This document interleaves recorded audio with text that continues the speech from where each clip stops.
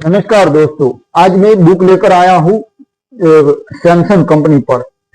15 chapter की book है और सैमसंग की शुरुआत से लेकर आज तक अभी तक की कहानी पूरी की पूरी 15 चैप्टर में कवर की है। और 15 चैप्टर है तो पहले चैप्टर में हम शुरुआत करते हैं। तो प्रारंभिक कदम एक किराना स्टोर से शुरुआत सैमसंग कंपनी की होती है। 1938 से 1947 तक का समय मैंने इस चैप्टर में कवर किया है। तो सैमसंग की फाउंडेशन और ली ब्यूंग चुल की दूरदर्शिता, ये पहला सेगमेंट में हम बात करते हैं।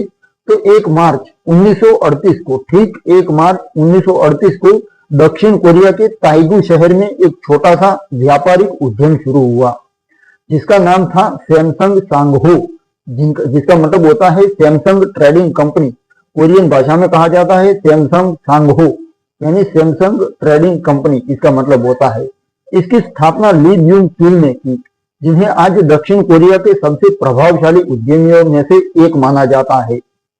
सैमसंग नाम कोरियन भाषा में 3 सितारे का प्रतीक है दोस्तों। सैमसंग 3 सितारे का प्रतीक होता है कोरियन भाषा में, जो शक्ति, दीर्घायु और उत्कृष्टता को दर्शाता है।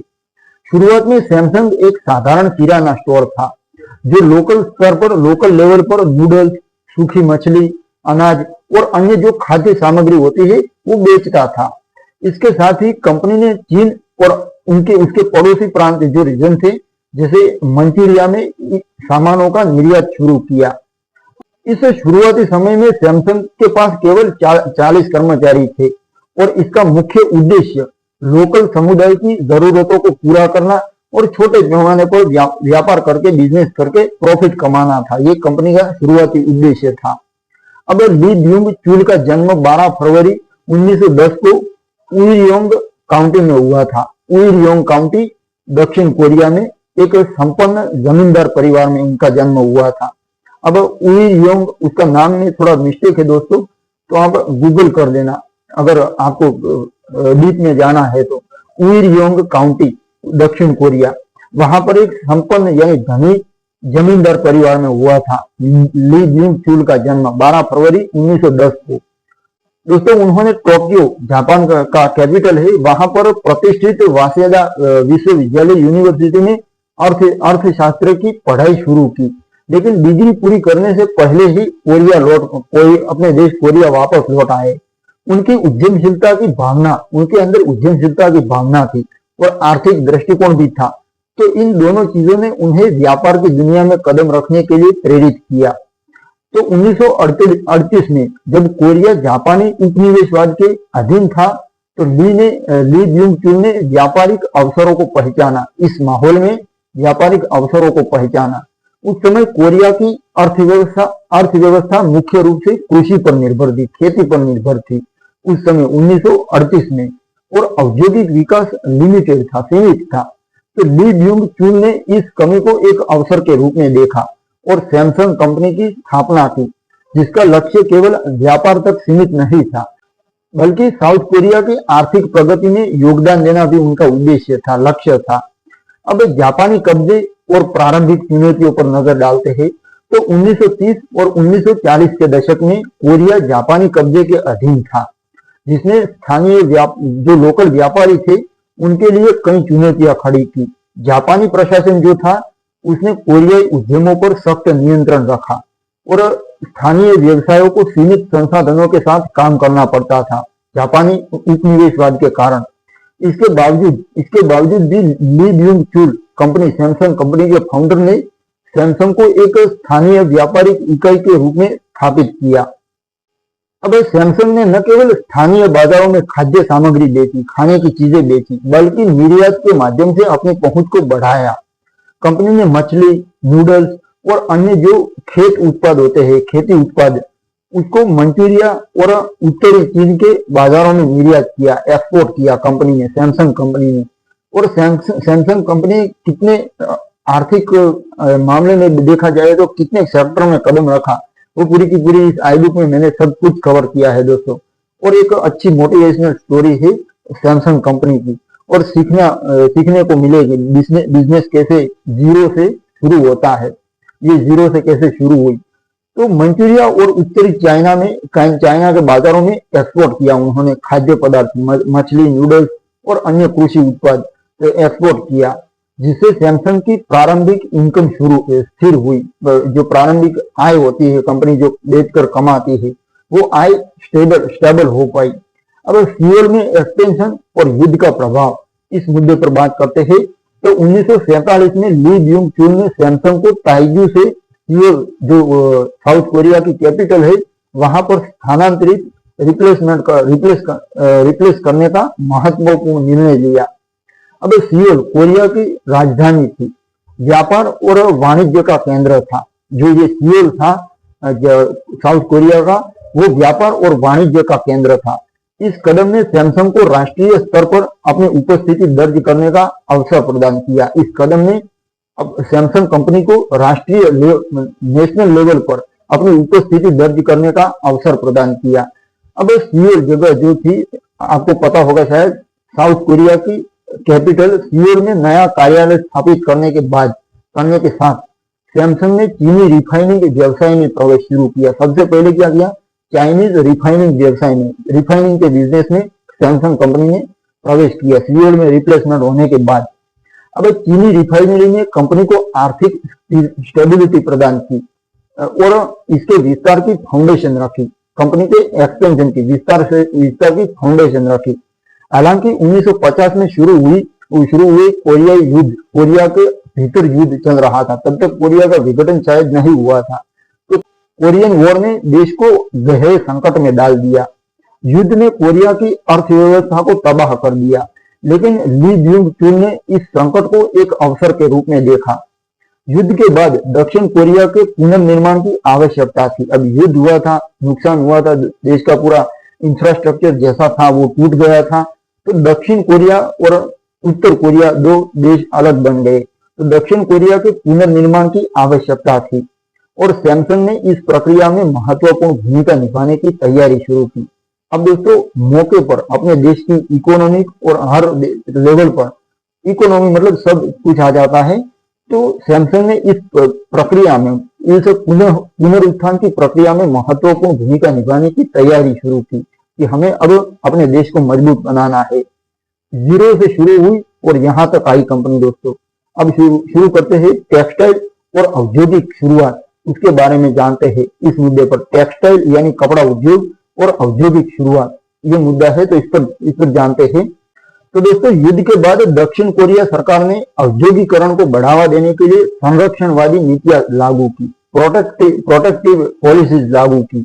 इन चुनौतियों में चेबोल, बड़े व्यावसायिक समूह, इसको चेबोल कहा जाता है, बड़े व्यावसायिक समूहों को कोरियन भाषा में। इन जो नीतियां थी सरकार की, उन्होंने चेबोल यानी बड़े व्यावसायिक समूहों को प्रोत्साहित किया बिजनेस करने के लिए, और सैमसंग ने इस अवसर का भरपूर लाभ उठाया। 1954 में सैमसंग ने डेगू के पास कोरिया की सबसे बड़ी ऊनी मिल, ऊन जो आता है ना, वो ऊन आता है, उसकी मिल की स्थापना की, जिसे कियोल्सु सांगहो के नाम से जाना गया। चेल इंडस्ट्रीज, इसका मतलब होता है कियोल्सु सांगहो, इसके नाम से जाना जाता है। इसका कियोल्सु सांगहो का मतलब होता है चेल इंडस्ट्रीज, इसके नाम से जाना गया। ये मिल न केवल सैमसंग की उत्पादन क्षमता को बढ़ाने में मददगार थी, बल्कि कोरिया के टेक्सटाइल इंडस्ट्री में भी एक मील का पत्थर साबित हुई। इसके साथ ही सैमसंग ने बीमा और फाइनेंशियल सेक्टर में भी कदम रखा, फाइनेंस के सेक्टर में भी कदम रखा, जिसने कंपनी की आर्थिक फाउंडेशन को और मजबूत किया। अब एक मुद्दा यहाँ पर यह है कि ली ब्यूंग चुल का नेतृत्व और विस्तार कंपनी का, ये ली ब्यूंग चुल का नेतृत्व कैसा था और विस्तार कैसा था, इस मुद्दे पर बात करते हैं। तो ली ब्यूंग चुल का नेतृत्व सैमसंग की प्रारंभिक सफलता का आधार बना। ये था ली ब्यूंग चुल का नेतृत्व, जो प्रारंभिक सफलता का आधार बनता है यहाँ पर सैमसंग कंपनी का। उनकी जोखिम लेने की क्षमता, स्ट्रेटेजिक सोच, जोखिम लेने की क्षमता भी हर आदमी के अंदर अलग अलग होती है। दूसरी चीज स्ट्रेटेजिक थिंकिंग और कोरिया की आर्थिक स्थिति को समझने की गहरी समझ, अपने देश की आर्थिक स्थिति को समझा और उसमें उनकी गहरी समझ ने सैमसंग को एक स्थानीय किराने के स्टोर से एक राष्ट्रीय शक्ति में बदल दिया। उन्होंने न केवल व्यापारिक अवसरों को पहचाना बल्कि कोरिया के औद्योगिक विकास में योगदान देने का सपना भी देखा। उनकी दृष्टि थी कि सैमसंग एक वैश्विक ब्रांड बने। उनका दृष्टि थी, ये उनका विजन था कि सैमसंग एक वैश्विक ब्रांड बने और बनी जो कोरिया की प्रगति का प्रतीक हो। इस प्रारंभिक दौर में सैमसंग ने निर्यात यानी एक्सपोर्ट, टेक्सटाइल और फाइनेंशियल सेक्टर में अपनी फाउंडेशन रखी, जो भविष्य में इसके वैश्विक विस्तार का आधार बनी। अब दोस्तों इस चैप्टर के कंक्लूजन पर आते हैं तो सैमसंग की कहानी एक साधारण किराने के स्टोर से शुरू हुई, लेकिन ली ब्यूंग चुल की दूरदर्शिता और मेहनत ने इसे एक राष्ट्रीय औद्योगिक शक्ति में बदलने की फाउंडेशन रखी। 1947 तक सैमसंग ने सियोल में अपनी उपस्थिति स्थापित की। सियोल में जो शुरू हुई थी, कहां पर शुरू, सियोल में इसकी शुरुआत नहीं हुई थी, दूसरी जगह पर हुई थी। जो मैंने उनके जन्म के बारे में जब बात करता था तब मैंने बताया था। तो सियोल में अपनी उपस्थिति स्थापित की, अपने देश की कैपिटल में सियोल में, और टेक्सटाइल और चीनी रिफाइनिंग जैसे क्षेत्रों में कदम रखा, उपस्थिति भी दर्ज की और टेक्सटाइल और चीनी रिफाइनिंग जैसे सेक्टर में कदम रखा। ये प्रारंभिक दौर, शुरुआती दौर सैमसंग के भविष्य के लिए एक मजबूत आधार तैयार कर रहा था दोस्तों। ये बेस बना रहा था कंपनी। और अगले अध्याय में हम देखेंगे कि कैसे सैमसंग ने टेक्सटाइल और बीमा के सेक्टर में अपने कदम बढ़ाए और एक विविधतापूर्ण डाइवर्सिफाइड व्यावसायिक समूह बनने की दिशा में अग्रसर हुई कंपनी। तो शुरू करते हैं दूसरा चैप्टर, विस्तार का दौर, टेक्सटाइल और बीमा सेक्टर में कदम 1947 से 1960 तक का समय। तो शुरू करते हैं, पहला मुद्दा यहाँ पर इस चैप्टर में जानते हैं, सियोल में नई शुरुआत। तो 1947 में सैमसंग ने ताइगू में इन्होंने शुरुआत की थी कंपनी की। एक फूड कंपनी, खाद्य पदार्थ बेचने वाली कंपनी, एक किराने एक स्टोर से शुरुआत की थी ताइगू में। 1947 में सैमसंग ने ताइगू से सियोल में अपने मुख्यालय को रिप्लेस करके एक महत्वपूर्ण कदम उठाया। वो महत्वपूर्ण कदम क्या था उसके बारे में जानते हैं। तो सियोल दक्षिण कोरिया की राजधानी और व्यापार का केंद्र सैमसंग के लिए नए अवसरों का द्वार खोलने वाला था दोस्तों। ली ब्यूंग चुल सैमसंग के संस्थापक, फाउंडर, उन्होंने इस कदम को कंपनी के राष्ट्रीय और वैश्विक विस्तार की दिशा में एक रणनीतिक स्ट्रेटेजिक कदम के रूप में देखा।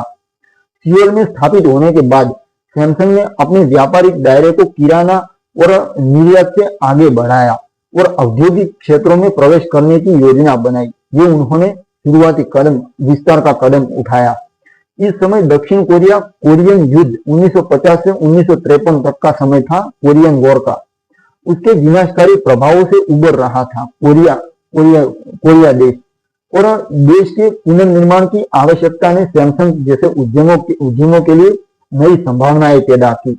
अब चीनी रिफाइनरी और आर्थिक स्थिरता के मुद्दे पर बात करते हैं। तो सियोल में स्थानांतरण के बाद, रिप्लेसमेंट के बाद, जो ताइगू में शुरू हुई और सियोल में आने के बाद, स्थानांतरण के बाद सैमसंग ने चीनी रिफाइनिंग व्यवसाय में प्रवेश किया। सबसे पहले उन्होंने चीनी रिफाइनिंग बिजनेस में प्रवेश किया, जिसने कंपनी को आर्थिक स्थिरता प्रदान की। अब 1953 में 1950 से 1953 तक का जो वॉर था, उसके बाद 1953 में सैमसंग ने चियोल्सू शुगर कंपनी यानी चेइल शुगर कंपनी, चियोल्सू का मतलब होता है चेइल शुगर कंपनी की स्थापना की, जो कोरिया की पहली चीनी रिफाइनरी थी। ये रिफाइनरी न केवल लोकल बाजार की डिमांड को पूरा करती थी, बल्कि निर्यात के लिए, एक्सपोर्ट के लिए भी चीनी का यानी चीनी जो आती है, जो हम वो चाय में रखते हैं, डालते हैं, उसका उत्पादन करती थी ये रिफाइनरी। इस बिजनेस ने सैमसंग को युद्ध के बाद की आर्थिक अस्थिरता के बीच एक मजबूत आधार प्रदान किया। इस व्यवसाय ने, चीनी के व्यवसाय ने सैमसंग को युद्ध के बाद की आर्थिक अस्थिरता थी, उस अस्थिरता के बीच एक स्थिरता प्रदान की और एक मजबूत आधार प्रदान किया। चीनी रिफाइनरी की सफलता ने ली ब्यूंग चुल को डाइवर्सिफिकेशन की दिशा में प्रेरित किया और उन्होंने सैमसंग को एक व्यापारिक कंपनी से एक औद्योगिक समूह में बदलने का निर्णय लिया।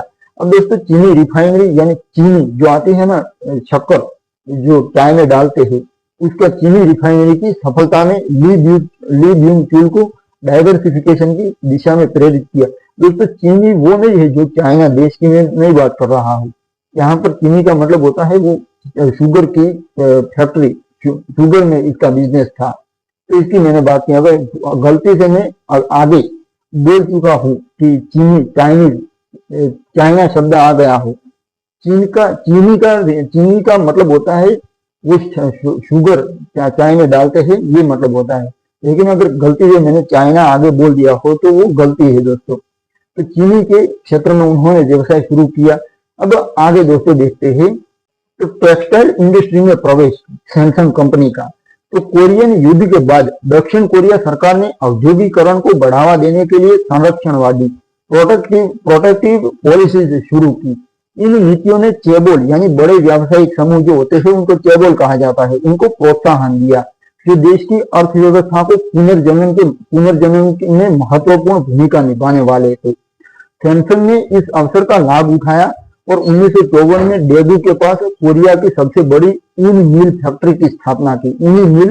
ऊनी जो आते हैं उसकी मिल की स्थापना की, जिसे चियोसु सांघो चेली इंडस्ट्री, चियोसु सांघो का मतलब होता है चेली इंडस्ट्री के नाम से जाना गया।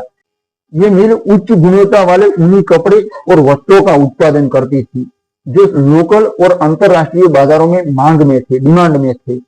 टेक्सटाइल इंडस्ट्री में सैमसंग की ये पहल कंपनी के लिए एक महत्वपूर्ण कदम थी, क्योंकि इसने सैमसंग को उत्पादन आधारित प्रोडक्शन बेस्ड व्यवसाय में प्रवेश कराया और इसकी औद्योगिक क्षमता को बढ़ाया। अब एक मुद्दा बीमा और वित्तीय क्षेत्र, फाइनेंशियल सेक्टर में कदम, बीमा और फाइनेंशियल सेक्टर में कदम, इस मुद्दे पर बात करते हैं सैमसंग कंपनी के। तो टेक्सटाइल के साथ साथ सैमसंग ने फाइनेंशियल सेक्टर में भी अपनी उपस्थिति दर्ज की। 1958 में सैमसंग ने अनकुक फायर एंड मरीन इंश्योरेंस की स्थापना की, जो बाद में Samsung fire and marine insurance के नाम से जानी गई। ये कदम सैमसंग के लिए एक महत्वपूर्ण डाइवर्सिफिकेशन था, क्योंकि बीमा के व्यवसाय ने कंपनी को स्थिर यानी स्टेबल इनकम का एक नया स्रोत प्रदान किया। इसके अलावा सैमसंग ने अन्य फाइनेंशियल सर्विसेज में भी इन्वेस्टमेंट शुरू किया, जिसने कंपनी की आर्थिक फाउंडेशन को और मजबूत किया। यहाँ तक इस समय तक सैमसंग एक चेबोल यानी एक बड़ा औद्योगिक समूह, चेबोल का मतलब होता है, जो मैं आगे उसका मतलब बता चुका हूँ। तो सैमसंग एक चेबोल के रूप में उभर रहा था, यानी एक बड़े व्यावसायिक ग्रुप के रूप में उभर रहा था, जिसमें कई क्षेत्रों में सहायक कंपनियां थी।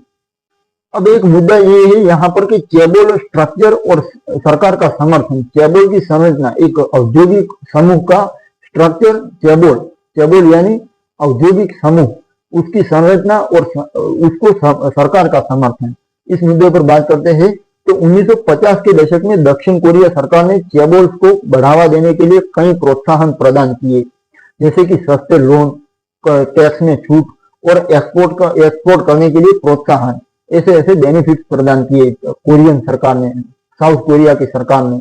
सैमसंग ने सरकार की नीतियों का लाभ उठाया और अपने व्यवसाय को तेजी से एक्सपेंड किया।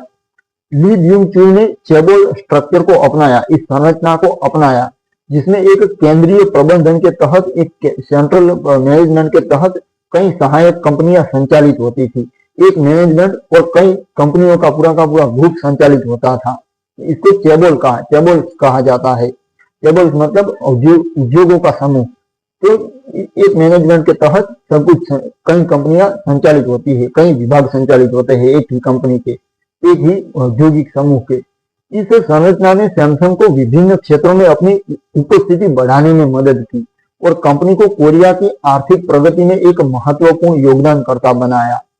अब जानते हैं ली ब्यूंग चुल का स्ट्रेटेजिक दृष्टिकोण। फाउंडर कंपनी के ली ब्यूंग चुल का स्ट्रेटेजिक दृष्टिकोण क्या था? तो ली ब्यूंग चुल का नेतृत्व इस दौर में सैमसंग की सफलता का आधार था दोस्तों। उन्होंने न केवल आर्थिक अवसरों को पहचाना, बल्कि सरकार की नीतियों और बाजार की डिमांड के साथ अपने व्यवसाय को संरेखित किया, सिंक्रोनाइज किया, एक साथ रखा उन्होंने। बाजार की डिमांड, सरकार की नीतियां और अवसर, सबको एक प्रकार से संरेखित किया, एक साथ किया उन्होंने। तो जो दूध में शक्कर घुल मिल जाती है उस तरह उन्होंने एक कर दिया, सब कुछ अपने फेवर में कर दिया।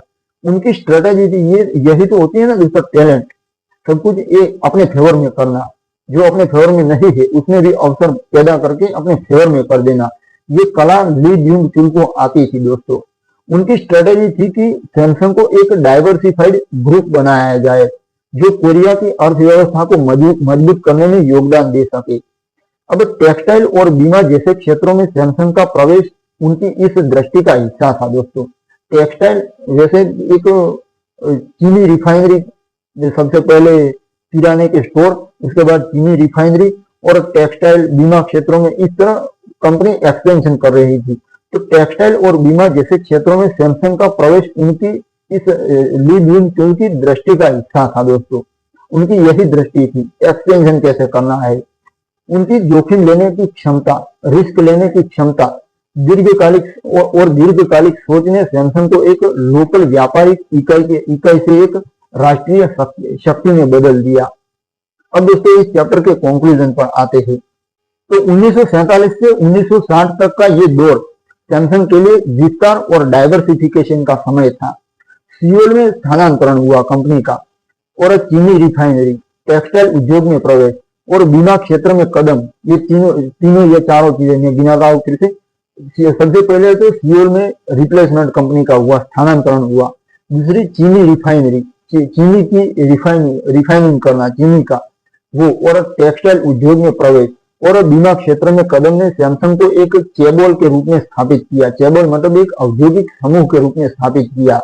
ली ब्यूंग चुल की दूरदर्शिता और स्ट्रेटेजिक नेतृत्व ने कंपनी को कोरिया के आर्थिक प्रगति में एक महत्वपूर्ण भूमिका निभाने के लिए तैयार किया।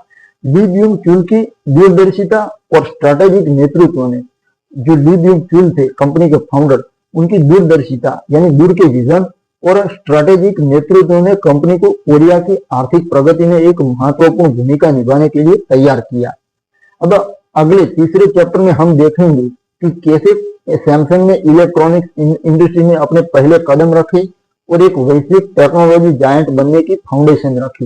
ये तीसरे चैप्टर में जानते हैं। तो शुरू करते हैं, बिना रुकते हुए शुरू करते हैं तीसरा चैप्टर, इलेक्ट्रॉनिक्स की ओर पहला कदम 1960 से 1969। सबसे पहला मुद्दा है सैमसंग इलेक्ट्रॉनिक्स की स्थापना। तो 1960 के दशक में सैमसंग ने एक ऐतिहासिक कदम उठाया जो इसे एक वैश्विक टेक्नोलॉजी जायंट बनाने की दिशा में पहला कदम साबित हुआ। 1969 में सैमसंग ने सैमसंग इलेक्ट्रॉनिक्स की स्थापना की जो कंपनी के लिए एक नया युग शुरू करने वाली थी। इस समय तक सैमसंग एक चेबोल के रूप में स्थापित हो चुका था, यानी एक औद्योगिक समूह के रूप में स्थापित हो चुका था जिसमें टेक्सटाइल, चीनी रिफाइनिंग और बीमा जैसे विविध व्यवसाय शामिल थे। लेकिन ली ब्यूंग चुल सैमसंग के संस्थापक, फाउंडर, विजनरी फाउंडर, उन्होंने टेक्नोलॉजी और इलेक्ट्रॉनिक्स को भविष्य के विकास का आधार माना। उन्होंने, ये तो होती है ना, दूर से सोच लिया उन्होंने कि ये भविष्य में ये चीजें आने वाली है, ये इलेक्ट्रॉनिक्स और टेक्नोलॉजी के खिलौने का बिजनेस आगे बढ़ने वाला है। तो उन्होंने इसमें शुरुआत की। उनकी ये दृष्टि थी कि सैमसंग को न केवल कोरिया की आर्थिक प्रगति में योगदान देना चाहिए बल्कि अब वैश्विक स्तर पर भी एक पहचान बनानी चाहिए, ये उनकी दृष्टि थी।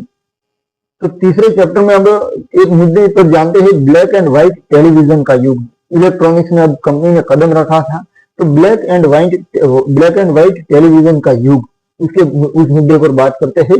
तो सैमसंग इलेक्ट्रॉनिक्स की अपनी यात्रा की शुरुआत, सैमसंग इलेक्ट्रॉनिक्स ने अपनी यात्रा की शुरुआत ब्लैक एंड व्हाइट टेलीविजन के प्रोडक्शन से शुरू की।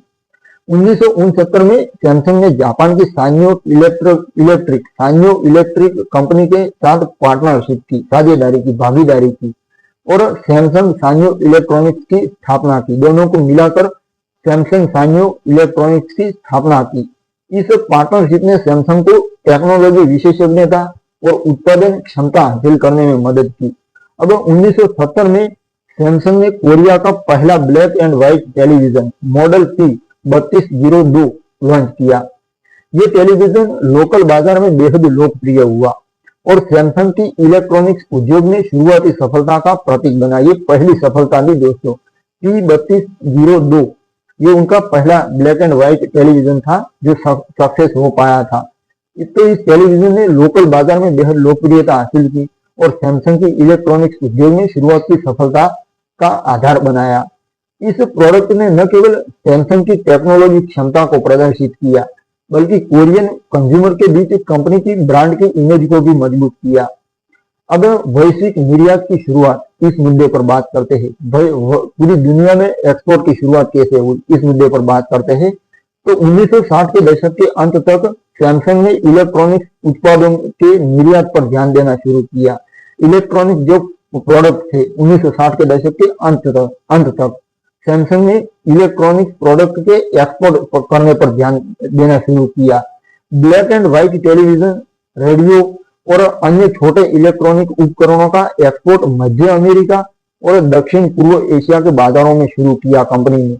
सैमसंग ने black and white television, radio और अन्य छोटे इलेक्ट्रॉनिक उपकरणों का एक्सपोर्ट मध्य अमेरिका और पूर्व यूरोप में नहीं किया था। मध्य अमेरिका और दक्षिण पूर्व एशिया की बाजारों में शुरू किया एक्सपोर्ट कंपनी ने। इस समय दोस्तों दक्षिण कोरिया सरकार ने निर्यात आधारित यानी एक्सपोर्ट आधारित इकोनॉमी को बढ़ावा देने के लिए कई प्रोत्साहन प्रदान किए, जैसे कि टैक्स में छूट और सस्ते लोन। सैमसंग ने इन नीतियों का, सरकार की नीतियों का लाभ उठाया और अपनी उत्पादन क्षमता को बढ़ाया। 1969 में सैमसंग ने सुवोन में अपनी पहली इलेक्ट्रॉनिक्स विनिर्माण सुविधा स्थापित की, अपनी इलेक्ट्रॉनिक्स की फैक्ट्री स्थापित की 1969 में, जो कंपनी के लिए एक महत्वपूर्ण कदम था। इस सुविधा ने, इस फैक्ट्री ने सैमसंग को बड़े पैमाने पर उत्पादन करने और वैश्विक बाजारों में प्रतिस्पर्धा करने की क्षमता प्रदान की। अब टेक्नोलॉजी इनोवेशन और साझेदारी, पार्टनरशिप, उस मुद्दे पर बात करते हैं। तो सैमसंग की प्रारंभिक यानी शुरुआती सफलता का एक प्रमुख कारण इसकी टेक्नोलॉजी पार्टनरशिप थी। सांयो के साथ पार्टनरशिप के अलावा सैमसंग ने जापान की अन्य कंपनियों जैसे कि NEC उसके साथ टेक्नोलॉजी में सहयोग किया। इन साझेदारियों ने सैमसंग को इलेक्ट्रॉनिक्स उत्पादन की टेक्नोलॉजी जानकारी हासिल करने में मदद की। सैमसंग ने रेडियो, टेप रिकॉर्डर और अन्य उपभोक्ता यानी कंज्यूमर इलेक्ट्रॉनिक्स प्रोडक्ट का उत्पादन शुरू किया जो लोकल और अंतरराष्ट्रीय बाजारों में डिमांड में थे। इस समय सैमसंग ने गुणवत्ता और सामर्थ्य पर विशेष ध्यान दिया, जिसने इसे प्रतिस्पर्धी बाजार में एक मजबूत स्थिति प्रदान की। अब चेबोल संरचना का और विस्तार, इस मुद्दे पर बात करते हैं। तो 1960 के दशक में सैमसंग की चेबोल संरचना यानी एक औद्योगिक समूह की संरचना, बड़े औद्योगिक समूह की संरचना और मजबूत हुई। उनकी संरचना स्ट्रक्चर और मजबूत हुआ। एक बड़ा औद्योगिक समूह की एक संरचना स्ट्रक्चर था वो और मजबूत हुआ। 1960 के दशक में सैमसंग की चेबोल संरचना, चेबोल का मतलब होता है एक बड़ा औद्योगिक समूह, तो उसकी संरचना स्ट्रक्चर और मजबूत हुआ। सैमसंग इलेक्ट्रॉनिक्स की स्थापना के साथ कंपनी ने अपने व्यवसाय को कई क्षेत्रों में एक्सपेंड किया। टेक्सटाइल और बीमा के अलावा सैमसंग ने निर्माण और रियल एस्टेट जैसे क्षेत्रों में भी इन्वेस्टमेंट शुरू किया।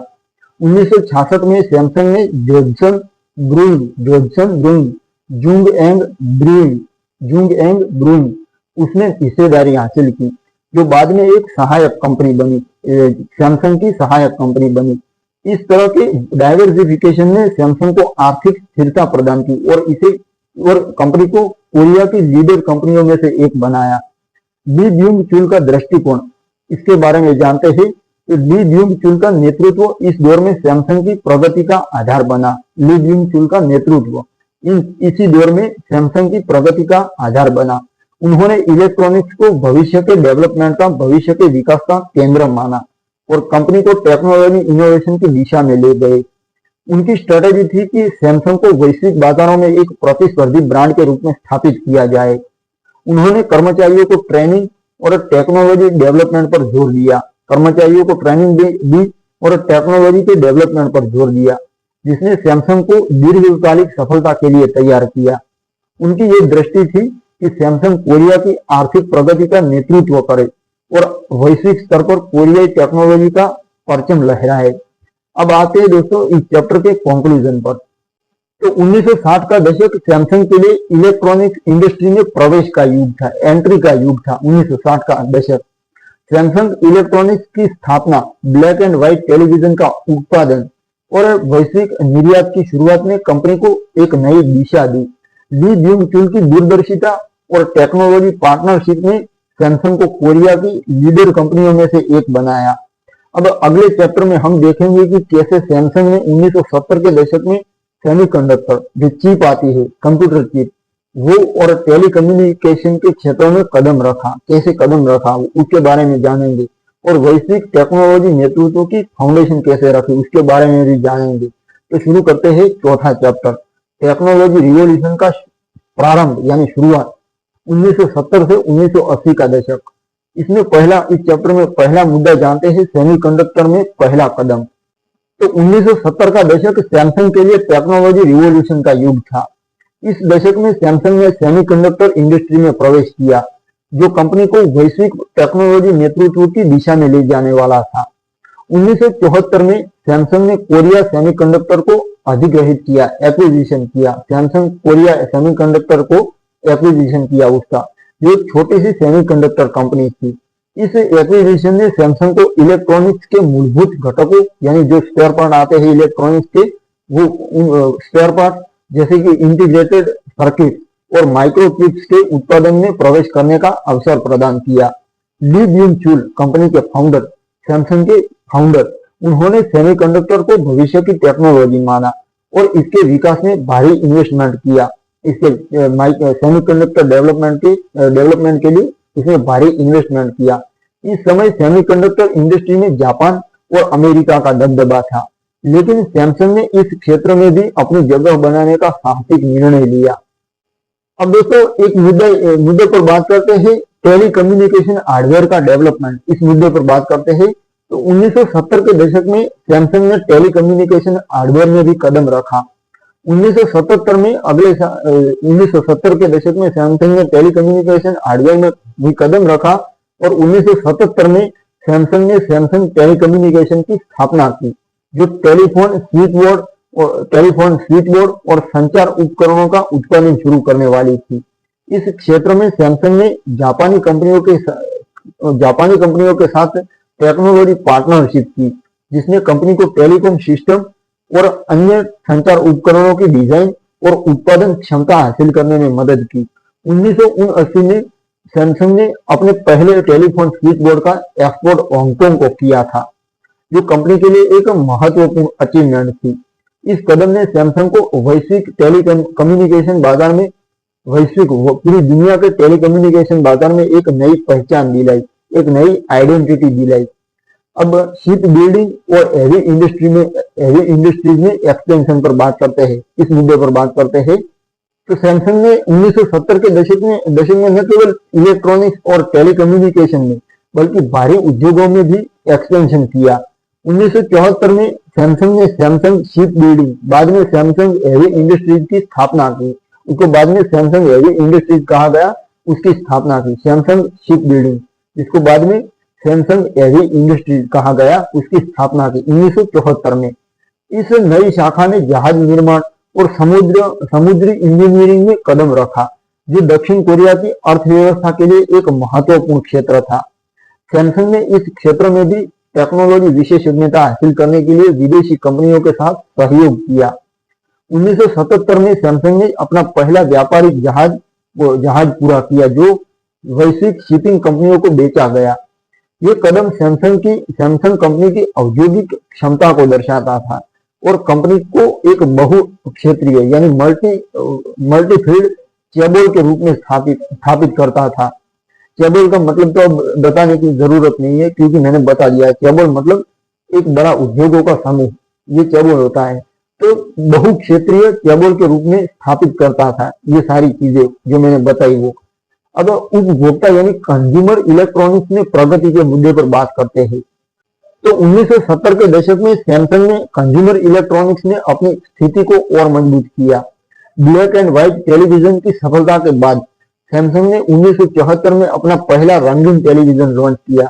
इसके साथ ही कंपनी ने रेफ्रिजरेटर, वॉशिंग मशीन और माइक्रोवेव ओवन जैसे घरेलू उपकरणों का उत्पादन शुरू किया।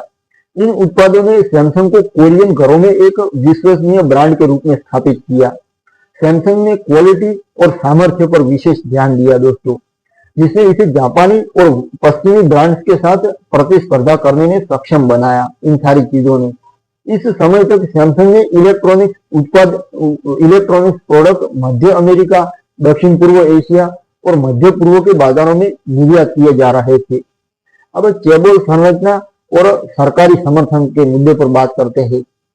तो 1970 के दशक में दक्षिण कोरिया सरकार की निर्यात आधारित नीतियों ने सैमसंग जैसे चेबोल मतलब बड़ा औद्योगिक समूह, तो बड़े सैमसंग के बड़े औद्योगिक समूह को और मजबूत किया। सरकार की निर्यात एक्सपोर्ट बेस्ड नीतियों ने, पॉलिसीज ने सरकार ने सैमसंग को सस्ते लोन, टैक्स में छूट और टेक्नोलॉजी अनुसंधान के लिए अनुदान प्रदान किए। सैमसंग ने इन संसाधनों का उपयोग अपनी उत्पादन सुविधाओं को बढ़ाने और अनुसंधान और विकास यानी रिसर्च एंड डेवलपमेंट में इन्वेस्ट करने के लिए किया। 1973 में सैमसंग ने अपनी पहली अनुसंधान लैब या फैक्ट्री जो कहो वो स्थापित की थी। 1973 में सैमसंग ने अपनी पहली अनुसंधान लैब स्थापित की थी, रिसर्च लैब, जो इलेक्ट्रॉनिक्स और सेमीकंडक्टर टेक्नोलॉजी पर केंद्रित थी। इस सुविधा ने सैमसंग को स्वदेशी टेक्नोलॉजी इनोवेशन की दिशा में ले जाना शुरू किया।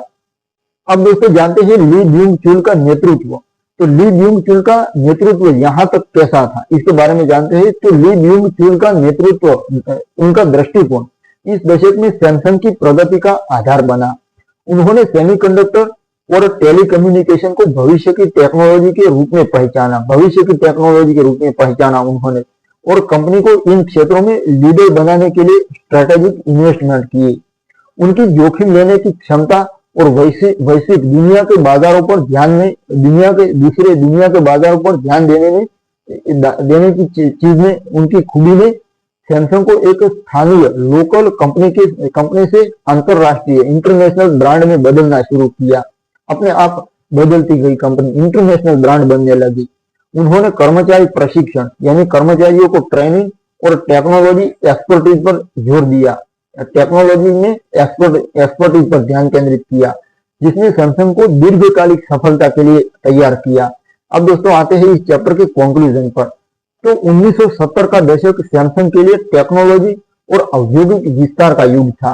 सेमीकंडक्टर, टेलीकम्युनिकेशन, शिप बिल्डिंग और कंज्यूमर इलेक्ट्रॉनिक्स में प्रवेश ने सैमसंग को एक बहुक्षेत्रीय यानी मल्टी रीजनल चेबोल के रूप में स्थापित किया। बहुक्षेत्रीय औद्योगिक समूह के रूप में स्थापित किया। ली ब्यूंग चुल की दूरदर्शिता और सरकारी समर्थन ने कंपनी को वैश्विक बाजारों में प्रतिस्पर्धा करने के लिए तैयार किया। उनकी दूरदर्शिता, ली ब्यूंग चुल की, उनका नेतृत्व और दूरदर्शिता और सरकारी समर्थन ने कंपनी को वैश्विक बाजारों में प्रतिस्पर्धा करने के लिए तैयार किया। अगले अध्याय में हम देखेंगे कि कैसे सैमसंग ने 1980 के दशक में वैश्विक ब्रांड के रूप में अपनी पहचान बनाई और मोबाइल फोन जैसे क्षेत्रों में कदम रखा। ये हम जानेंगे नेक्स्ट चैप्टर में। तो शुरू करते हैं 5वां चैप्टर, वैश्विक दृष्टिकोण, 1980 का दशक, वैश्विक दृष्टिकोण और 1980 का दशक। पहला मुद्दा जानते हैं वैश्विक ब्रांड बनने की शुरुआत।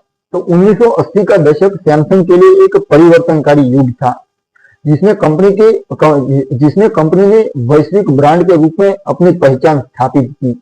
इस दशक में सैमसंग ने इलेक्ट्रॉनिक्स और टेलीकम्युनिकेशन में अपनी स्थिति को मजबूत किया इस दौर में, और विश्व बाजारों में प्रतिस्पर्धा करने की दिशा में महत्वपूर्ण कदम उठाए कि प्रतिस्पर्धा में आगे कैसे रहना है, उसके लिए उन्होंने स्ट्रेटेजिक कदम उठाए। ली ब्यूंग चुल, सैमसंग कंपनी के फाउंडर ली ब्यूंग चुल, उन्होंने कंपनी को एक स्थानीय चेबोल से, कोरियन औद्योगिक समूह से वैश्विक टेक्नोलॉजी जायंट में बदलने का दृष्टिकोण अपनाया। उनकी स्ट्रेटेजी थी कि सैमसंग न केवल कोरिया की लीडर कंपनी बने, बल्कि वैश्विक स्तर पर, वर्ल्ड लेवल पर जापानी और पश्चिमी वेस्टर्न ब्रांड्स के साथ प्रतिस्पर्धा भी करे। अब मोबाइल फोन और टेलीफोन सिस्टम का विकास, उस मुद्दे पर बात करते हैं। तो 1980 के दशक में सैमसंग ने टेलीकम्युनिकेशन में अपनी स्थिति को और एक्सपेंड किया 1980 के दशक में। 1985 में सैमसंग ने अपना पहला car phone model SC-1000 develop किया, जो कोरिया में मोबाइल संचार की शुरुआत का प्रतीक था। दोस्तों, ये कोरिया में मोबाइल कम्युनिकेशन की शुरुआत का प्रतीक था, जो ये उन्होंने मॉडल SC-1000 डेवलप किया था, वो पहला कार फोन। तो हालांकि ये शुरुआती मॉडल टेक्नोलॉजी रूप से सीमित था, लिमिटेड था और क्वालिटी में सुधार की आवश्यकता थी। इसने सैमसंग को मोबाइल संचार के क्षेत्र में एक नया रास्ता दिखाया। इसके बाद 1988 में सैमसंग ने अपना पहला handheld mobile phone SH-100 launch किया, जो दक्षिण कोरिया का पहला स्वदेशी मोबाइल फोन था। इस अचीवमेंट ने सैमसंग को टेलीकम्युनिकेशन इंडस्ट्री में एक लीडर के रूप में स्थापित किया और भविष्य में स्मार्टफोन रिवॉल्यूशन की फाउंडेशन रखी। अब सैमसंग डेटा सिस्टम SDS, उसकी स्थापना के मुद्दे पर बात करते हैं। तो 1985 में सैमसंग ने सैमसंग डेटा सिस्टम, अब सैमसंग SDS कहा जाता है, उसकी स्थापना की, जो सूचना प्रौद्योगिकी यानी इंफॉर्मेशन टेक्नोलॉजी सर्विसेज और सॉफ्टवेयर डेवलपमेंट पर केंद्रित थी। ये कंपनी सैमसंग समूह के लिए डिजिटल इंफ्रास्ट्रक्चर और सिस्टम इंटीग्रेशन सर्विसेज प्रदान करती थी। SDS ने सैमसंग को डिजिटल युग में प्रवेश करने में मदद की और कंपनी ने विभिन्न बिजनेस को टेक्नोलॉजी रूप से इंटीग्रेट करने में महत्वपूर्ण भूमिका निभाई। इस समय सैमसंग ने कंप्यूटर और डिजिटल टेक्नोलॉजी में इन्वेस्टमेंट शुरू किया, जिसने इसे भविष्य के टेक्नोलॉजी इनोवेशन के लिए तैयार किया। अब उपभोक्ता इलेक्ट्रॉनिक्स में प्रगति, इस मुद्दे पर बात करते हैं। तो 1980 के दशक में सैमसंग ने कंज्यूमर इलेक्ट्रॉनिक्स में अपनी स्थिति को और मजबूत किया। 1980 के दशक में कंपनी ने रंगीन television, video cassette recorder, VCR कहा जाता है, और माइक्रोवेव ओवन जैसे प्रोडक्ट्स का उत्पादन बढ़ाया। 1982 में सैमसंग ने पुर्तगाल में अपनी पहली विदेशी फैक्ट्री स्थापित की पुर्तगाल में, जो यूरोपियन बाजारों के लिए टेलीविजन और अन्य इलेक्ट्रॉनिक्स का उत्पादन करती थी। इसके साथ ही सैमसंग ने उत्तरी अमेरिका और दक्षिण पूर्व एशिया में अपने एक्सपोर्ट को बढ़ाया। कंपनी ने क्वालिटी और डिजाइन पर विशेष ध्यान दिया, जिसने इसे जापानी ब्रांड्स जैसे सोनी और पैनासोनिक के साथ प्रतिस्पर्धा करने में सक्षम बनाया। अब सेमीकंडक्टर में इन्वेस्टमेंट और नेतृत्व की बात करते हैं। तो 1980 के दशक में सैमसंग ने सेमीकंडक्टर इंडस्ट्री में इन्वेस्टमेंट को और बढ़ाया। 1983 में सैमसंग ने डायनेमिक रैंडम एक्सेस मेमोरी, जिसको DRAM कहा जाता है, डायनेमिक रैंडम एक्सेस मेमोरी, उन चिप्स का उत्पादन शुरू किया, जो उस समय कंप्यूटर और इलेक्ट्रॉनिक्स उद्योग के लिए महत्वपूर्ण थे। सैमसंग ने अपनी पहली 64K DRAM चिप विकसित की, जो वैश्विक बाजार में जापानी और अमेरिकी कंपनियों के साथ प्रतिस्पर्धा करती थी। इस क्षेत्र में सैमसंग का इन्वेस्टमेंट जोखिम भरा था। अब जोखिम भरा क्यों था? क्योंकि सेमीकंडक्टर इंडस्ट्री में भारी इन्वेस्टमेंट, भारी पैसों और टेक्नोलॉजी विशेषज्ञता की आवश्यकता थी। लेकिन ली ब्यूम चुल की दूरदर्शिता और कंपनी की अनुसंधान और विकास यानी रिसर्च एंड डेवलपमेंट क्षमता ने इसे सफलता की ओर ले गया। कंपनी को अपने आप रिसर्च एंड डेवलपमेंट ने कंपनी को सफलता की ओर ले गया। Research and development. अब ली ब्यूम चुल का निधन और नया नेतृत्व, इस मुद्दे पर बात करते हैं। तो 1987 में सैमसंग के संस्थापक फाउंडर सैमसंग के ली ब्यूम चुल का निधन हो गया, जिसने कंपनी के लिए एक महत्वपूर्ण मोड़ लाया। उनके बेटे ली कुन ही उनका बेटा, उन्होंने सैमसंग के चेयरमैन का पद संभाला। ली कुन ही ने अपने पिता की विरासत को आगे बढ़ाया और कंपनी को वैश्विक नेतृत्व की दिशा में ले गए। उन्होंने गुणवत्ता प्रथम यानी क्वालिटी फर्स्ट नीति को अपनाया और सैमसंग को एक इनोवेशन सेंट्रलाइज्ड कंपनी बनाने पर जोर दिया। इस समय तक सैमसंग एक चेबोल के रूप में कई क्षेत्रों में एक्टिव था, जिसमें इलेक्ट्रॉनिक्स, सेमीकंडक्टर, टेलीकम्युनिकेशन और निर्माण शामिल थे। अब आते हैं दोस्तों इस चैप्टर के कंक्लूजन पर। तो 1980 का दशक सैमसंग के लिए वैश्विक दृष्टिकोण का युग था। Mobile phone, Samsung data system और सेमीकंडक्टर में प्रगति ने कंपनी को टेक्नोलॉजी नेतृत्व की दिशा में ले गया। ये सारी चीजें ली ब्यूंग चुल की दूरदर्शिता और ली कुन ही के लिए नेतृत्व ने सैमसंग को वैश्विक बाजारों में एक मजबूत ब्रांड के रूप में स्थापित किया। अगले अध्याय में हम देखेंगे कि कैसे 1997 के एशियाई फाइनेंशियल संकट ने सैमसंग को प्रभावित किया था। कैसे प्रभावित किया था वो जानेंगे, और कंपनी ने पुनर्गठन के माध्यम से अपनी स्थिति को मजबूत कैसे किया वो जानेंगे। तो शुरू करते हैं छठा चैप्टर, एशियन फाइनेंशियल क्राइसिस और पुनर्गठन 1997 से 2000 तक का समय।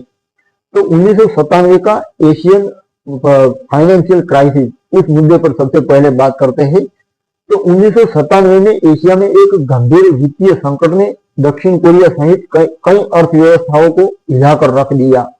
इस संकट ने कोरियन वॉन के मूल्य में भारी गिरावट, बैंकों की विफलता और कई चैबोल्स बड़े व्यावसायिक समूहों के लिए आर्थिक संकट को जन्म दिया। सैमसंग, जो उस समय कोरिया की सबसे बड़ी कंपनियों में से एक थी। अब दोस्तों, कोई कंपनी सफल तो हो जाती है, लेकिन वहां पर टिके रहना ये बहुत कठिन चीज होती है, क्योंकि रास्ते में कई प्रॉब्लम्स आते हैं, जैसे कि ये फाइनेंशियल क्राइसिस आया उनके लिए। तो इसको पार पाना, ये कला आनी चाहिए, ये भी सीखने को मिलेगी इस बुक में से आपको। तो सैमसंग, जो उस समय कोरिया की सबसे बड़ी कंपनियों में से एक थी, वो भी इस संकट से अछूती नहीं रही। कंपनी पर भारी कर्ज का बोझ था और इसके कई सहायक व्यवसाय जैसे कि ऑटोमोबाइल और निर्माण घाटे में चल रहे थे। इस संकट ने सैमसंग को अपनी स्ट्रेटेजी और संरचना पर पुनर्विचार करने के लिए मजबूर किया। अब ली कुन ही का, उनके बेटे ली ब्यूंग चुल के बेटे ली कुन ही का नेतृत्व और न्यू मैनेजमेंट के मुद्दे पर बात करते हैं।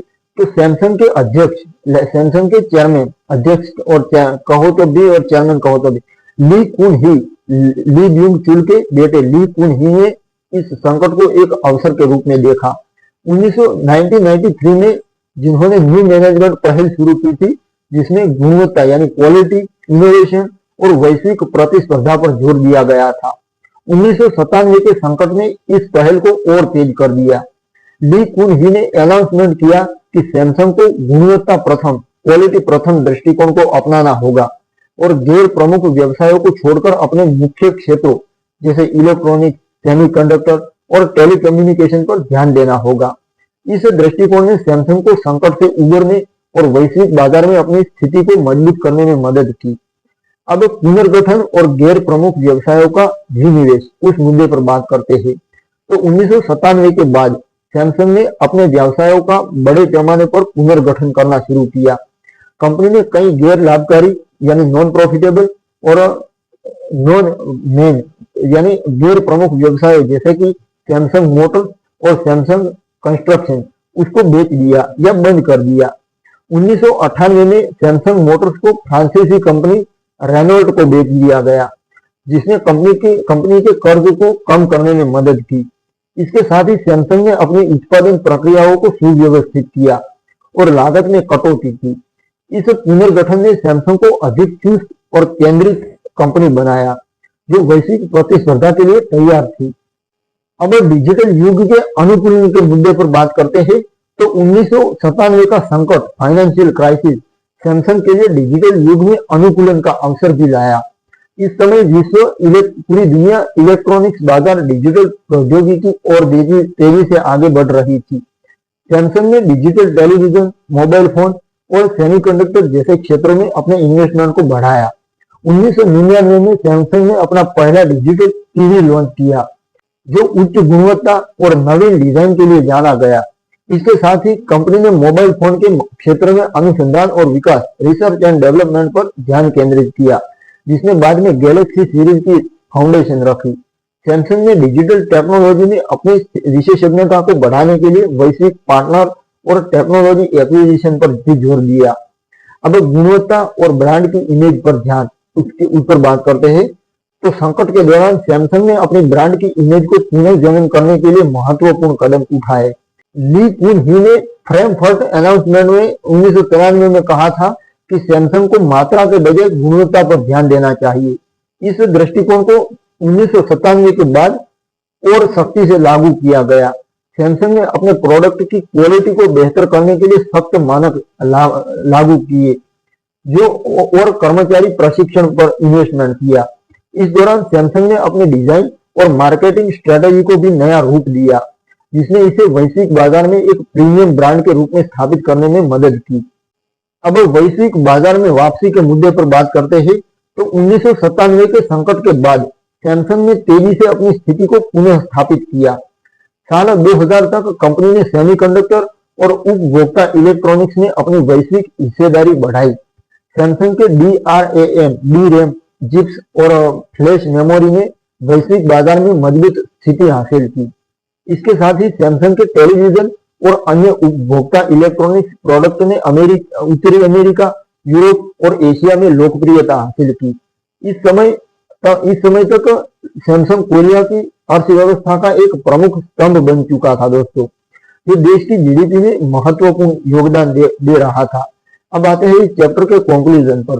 तो 1997 का एशियाई फाइनेंशियल क्राइसिस सैमसंग के लिए एक कठिन दौर था, लेकिन ली कुन हिन के नेतृत्व और न्यू मैनेजमेंट दृष्टिकोण ने कंपनी को न केवल संकट से उबार लिया, बल्कि इसे और मजबूत बनाया। पुनर्गठित डिजिटल युग में अनुकूलन और गुणवत्ता पर ध्यान देने ने सैमसंग कंपनी को वैश्विक नेतृत्व की दिशा में ले गई।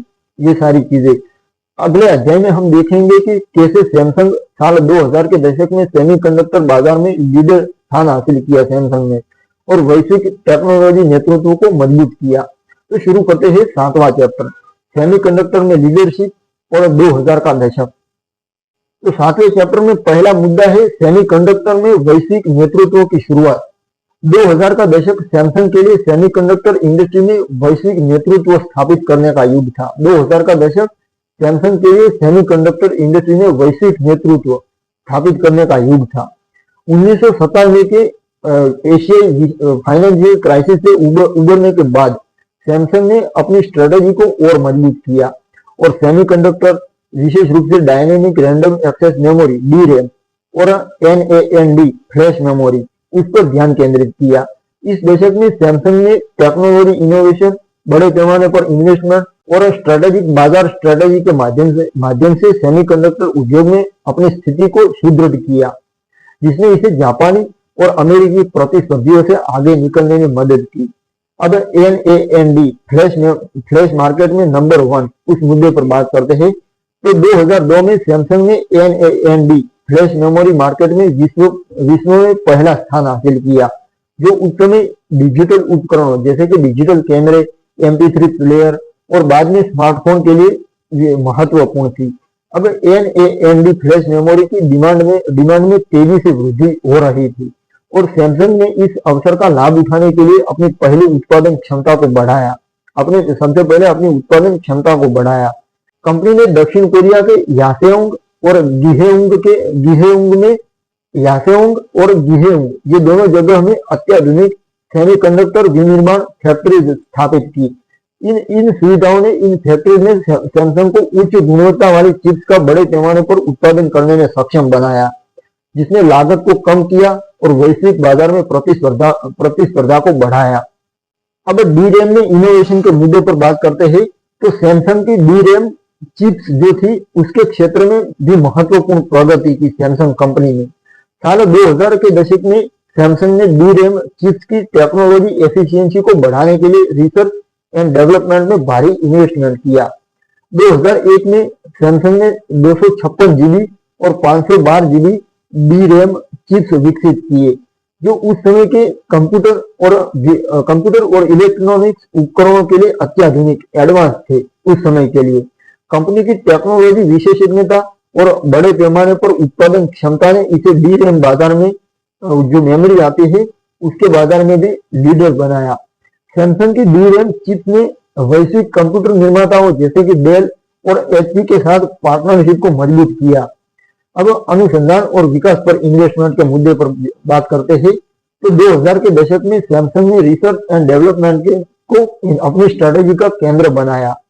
कंपनी ने अपने रेवेन्यू का एक बड़ा हिस्सा रिसर्च एंड डेवलपमेंट में इन्वेस्टमेंट किया, जिसका उद्देश्य टेक्नोलॉजी इनोवेशन और उत्पादन प्रक्रियाओं में सुधार था। इसका उद्देश्य ये था, उत्पादन प्रक्रियाओं में सुधार करना और टेक्नोलॉजी इनोवेशन करना, ये उद्देश्य था इस इन्वेस्टमेंट का उद्देश्य। अब सैमसंग ने नैनोमीटर आधारित प्रौद्योगिकी पर काम शुरू किया, जिसने छोटे और अधिक कुशल चिप्स के विकास को संभव बनाया। 2005 तक सैमसंग ने 90 नैनोमीटर प्रक्रिया टेक्नोलॉजी को अपनाया, 90 नैनोमीटर प्रोसेस टेक्नोलॉजी को अपनाया 2005 तक, जो सेमीकंडक्टर इंडस्ट्री में एक मील का पत्थर थी। इस इन्वेस्टमेंट ने सैमसंग को इंटेल और तोशिबा जैसे प्रतिस्पर्धियों के साथ प्रतिस्पर्धा करने में सक्षम बनाया। अब दोस्तों वैश्विक बाजार में एक्सपेंशन के मुद्दे पर बात करते हैं। तो सैमसंग ने 2000 के दशक में अपने सेमीकंडक्टर प्रोडक्ट को वैश्विक बाजार में और एक्सपेंड किया। कंपनी ने United states of America, China और यूरोप में सेमीकंडक्टर प्रोडक्शन और बिक्री के लिए नई सुविधाएं यानी नई फैक्ट्रियां स्थापित की। 2001 में सैमसंग ने Texas, United states of America में सेमीकंडक्टर फैब्रिकेशन प्लांट खोला, जो उत्तरी अमेरिकी बाजार की डिमांड को पूरा करता था। इस विस्तार ने, इस एक्सपेंशन ने सैमसंग को एक वैश्विक सप्लाई चेन में एक महत्वपूर्ण खिलाड़ी बनाया। इसके साथ ही सैमसंग ने अन्य इलेक्ट्रॉनिक्स कंपनियों के लिए अनुबंध यानी कॉन्ट्रैक्ट आधारित चिप निर्माण फाउंड्री सर्विसेज शुरू की। कॉन्ट्रैक्ट आधारित चिप निर्माण यानी फाउंड्री सर्विसेज शुरू की, जिसने इसकी इनकम को और बढ़ाया। अब ली कुन ही, ली यून चुल के बेटे, उनके नेतृत्व और गुणवत्ता पर जोर, इस मुद्दे पर बात करते हैं। तो ली कुन ही के नेतृत्व में सैमसंग ने 2000 के दशक में क्वालिटी फर्स्ट नीति को और सख्ती से लागू किया। उन्होंने कर्मचारियों को इनोवेशन और उत्कृष्टता के लिए प्रेरित किया और कंपनी की संस्कृति में टेक्नोलॉजी नेतृत्व को शामिल किया। सैमसंग ने वैश्विक मानकों के अनुरूप अपनी उत्पादन प्रक्रियाओं को बेहतर किया और कंज्यूमर संतुष्टि पर ध्यान दिया। इस दृष्टिकोण ने सैमसंग को एक विश्वसनीय ब्रांड के रूप में स्थापित किया, जिसने उपभोक्ता और व्यवसाय दोनों के बीच विश्वास अर्जित किया। अब आते हैं दोस्तों इस चैप्टर के कंक्लूजन पर। तो दोस्तों साल 2000 का दशक सैमसंग के लिए सेमीकंडक्टर इंडस्ट्री में नेतृत्व का युग था। NAND फ्लैश मेमोरी और DRAM मेमोरी, इसमें प्रगति, इन दोनों चीजों में NAND फ्लैश और DRAM में प्रगति, इन दोनों चीजों में रिसर्च एंड डेवलपमेंट में भारी इन्वेस्टमेंट, तीसरी चीज और वैश्विक विस्तार में सैमसंग को टेक्नोलॉजी दिग्गज बनाया। इन सारी चीजों ने ली कुन ही के नेतृत्व और गुणवत्ता पर ध्यान ने कंपनी को नई ऊंचाइयों तक पहुंचाया। अब अगले अध्याय में हम देखेंगे कि कैसे सैमसंग ने स्मार्टफोन रिवॉल्यूशन में कदम रखा और गैलेक्सी सीरीज के साथ विश्व में लीडरशिप स्थान हासिल किया। तो शुरू करते हैं 8वां चैप्टर, स्मार्टफोन रिवॉल्यूशन, गैलेक्सी का युग 2009 से 2012 तक। गैलेक्सी सीरीज की शुरुआत 2009 में सैमसंग ने स्मार्टफोन बाजार में एक ऐतिहासिक कदम उठाया, जिसने कंपनी को वैश्विक टेक्नोलॉजी नेतृत्व के शिखर तक पहुंचाया। इस वर्ष सैमसंग ने अपनी गैलेक्सी सीरीज का पहला smartphone Samsung Galaxy GTI 7500 launch किया। ये स्मार्टफोन गूगल के एंड्रॉइड ऑपरेटिंग सिस्टम पर आधारित था, जो उस समय स्मार्टफोन बाजार में उभर रहा था। गैलेक्सी GTI 7500 ने सैमसंग को एप्पल के आईफोन और अन्य प्रतिस्पर्धियों के साथ प्रतिस्पर्धा करने का स्टेज प्रदान किया। इस लॉन्च ने सैमसंग को स्मार्टफोन रिवॉल्यूशन में एक प्रमुख खिलाड़ी के रूप में स्थापित किया और कंपनी की टेक्नोलॉजी इनोवेशन की यात्रा को नई दिशा दी। अब एंड्रॉइड स्मार्टफोन में नेतृत्व के मुद्दे पर बात करते हैं। सैमसंग का नेतृत्व एंड्रॉइड स्मार्टफोन में सैमसंग का नेतृत्व, इस मुद्दे पर बात करते हैं। तो 2010 में सैमसंग ने सैमसंग गैलेक्सी S लॉन्च किया, जो गैलेक्सी सीरीज का एक मील का पत्थर साबित हुआ। इस स्मार्टफोन में 4 इंच सुपर AMOLED डिस्प्ले, शक्तिशाली प्रोसेसर और आकर्षक डिजाइन था, जिसने उपभोक्ताओं का ध्यान आकर्षित किया। गैलेक्सी S ने विश्व भर में 25 मिलियन से अधिक इकाइयां बेची, 25 मिलियन से अधिक मोबाइल बिके, जिसने सैमसंग को एंड्रॉइड स्मार्टफोन बाजार में लीडर बनाया।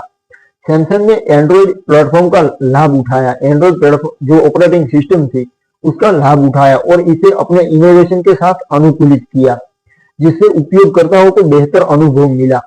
कंपनी ने विभिन्न प्राइस सीरीज में गैलेक्सी मॉडल पेश किए, जिसने इसे व्यापक उपभोक्ता आधार तक पहुंचने में सक्षम बनाया। अब दोस्तों 2012 विश्व का दुनिया का टॉप स्मार्टफोन निर्माता, इस मुद्दे पर बात करते हैं। 2012 का दुनिया का टॉप स्मार्टफोन निर्माता सैमसंग, इस मुद्दे पर बात करते हैं। तो 2012 तक सैमसंग ने स्मार्टफोन बाजार में ऐतिहासिक उपलब्धियां हासिल की, जब ये विश्व का सबसे बड़ा स्मार्टफोन निर्माता बन गया और एप्पल को पीछे छोड़ दिया। इस वर्ष सैमसंग ने गैलेक्सी S3 लॉन्च किया, गैलेक्सी S3 मोबाइल लॉन्च किया, जिसे आलोचकों और उपभोक्ताओं ने खूब सराहा। इस स्मार्टफोन ने 17 मिलियन से अधिक इकाइयां बेची। इस स्मार्टफोन सीरीज में 17 मिलियन से अधिक इकाइयां बेची और सैमसंग की डिजाइन, प्रदर्शन यानी परफॉर्मेंस और मार्केटिंग स्ट्रेटेजी की ताकत को प्रदर्शित किया। गैलेक्सी S3 में एडवांस फीचर्स जैसे कि एस वॉइस और स्मार्ट स्टे और बेहतर कैमरा, उसने इसे आईफोन के लिए एक मजबूत प्रतिस्पर्धी बनाया। सैमसंग की वैश्विक आपूर्ति श्रृंखला यानी वर्ल्ड सप्लाई चेन और बड़े पैमाने पर उत्पादन क्षमता ने इसे बाजार में तेजी से विस्तार करने में मदद की। अब अनुसंधान और विकास पर जोर, उस मुद्दे पर बात करते हैं। तो सैमसंग की स्मार्टफोन सफलता का एक प्रमुख कारण इसकी रिसर्च एंड डेवलपमेंट में भारी इन्वेस्टमेंट था। साल 2000 के दशक के अंत तक सैमसंग अपने रेवेन्यू का लगभग 5 से 6% रिसर्च एंड डेवलपमेंट में खर्च कर रहा था। कंपनी ने स्मार्टफोन डिजाइन, सॉफ्टवेयर अनुकूलन और हार्डवेयर इनोवेशन पर ध्यान केंद्रित किया।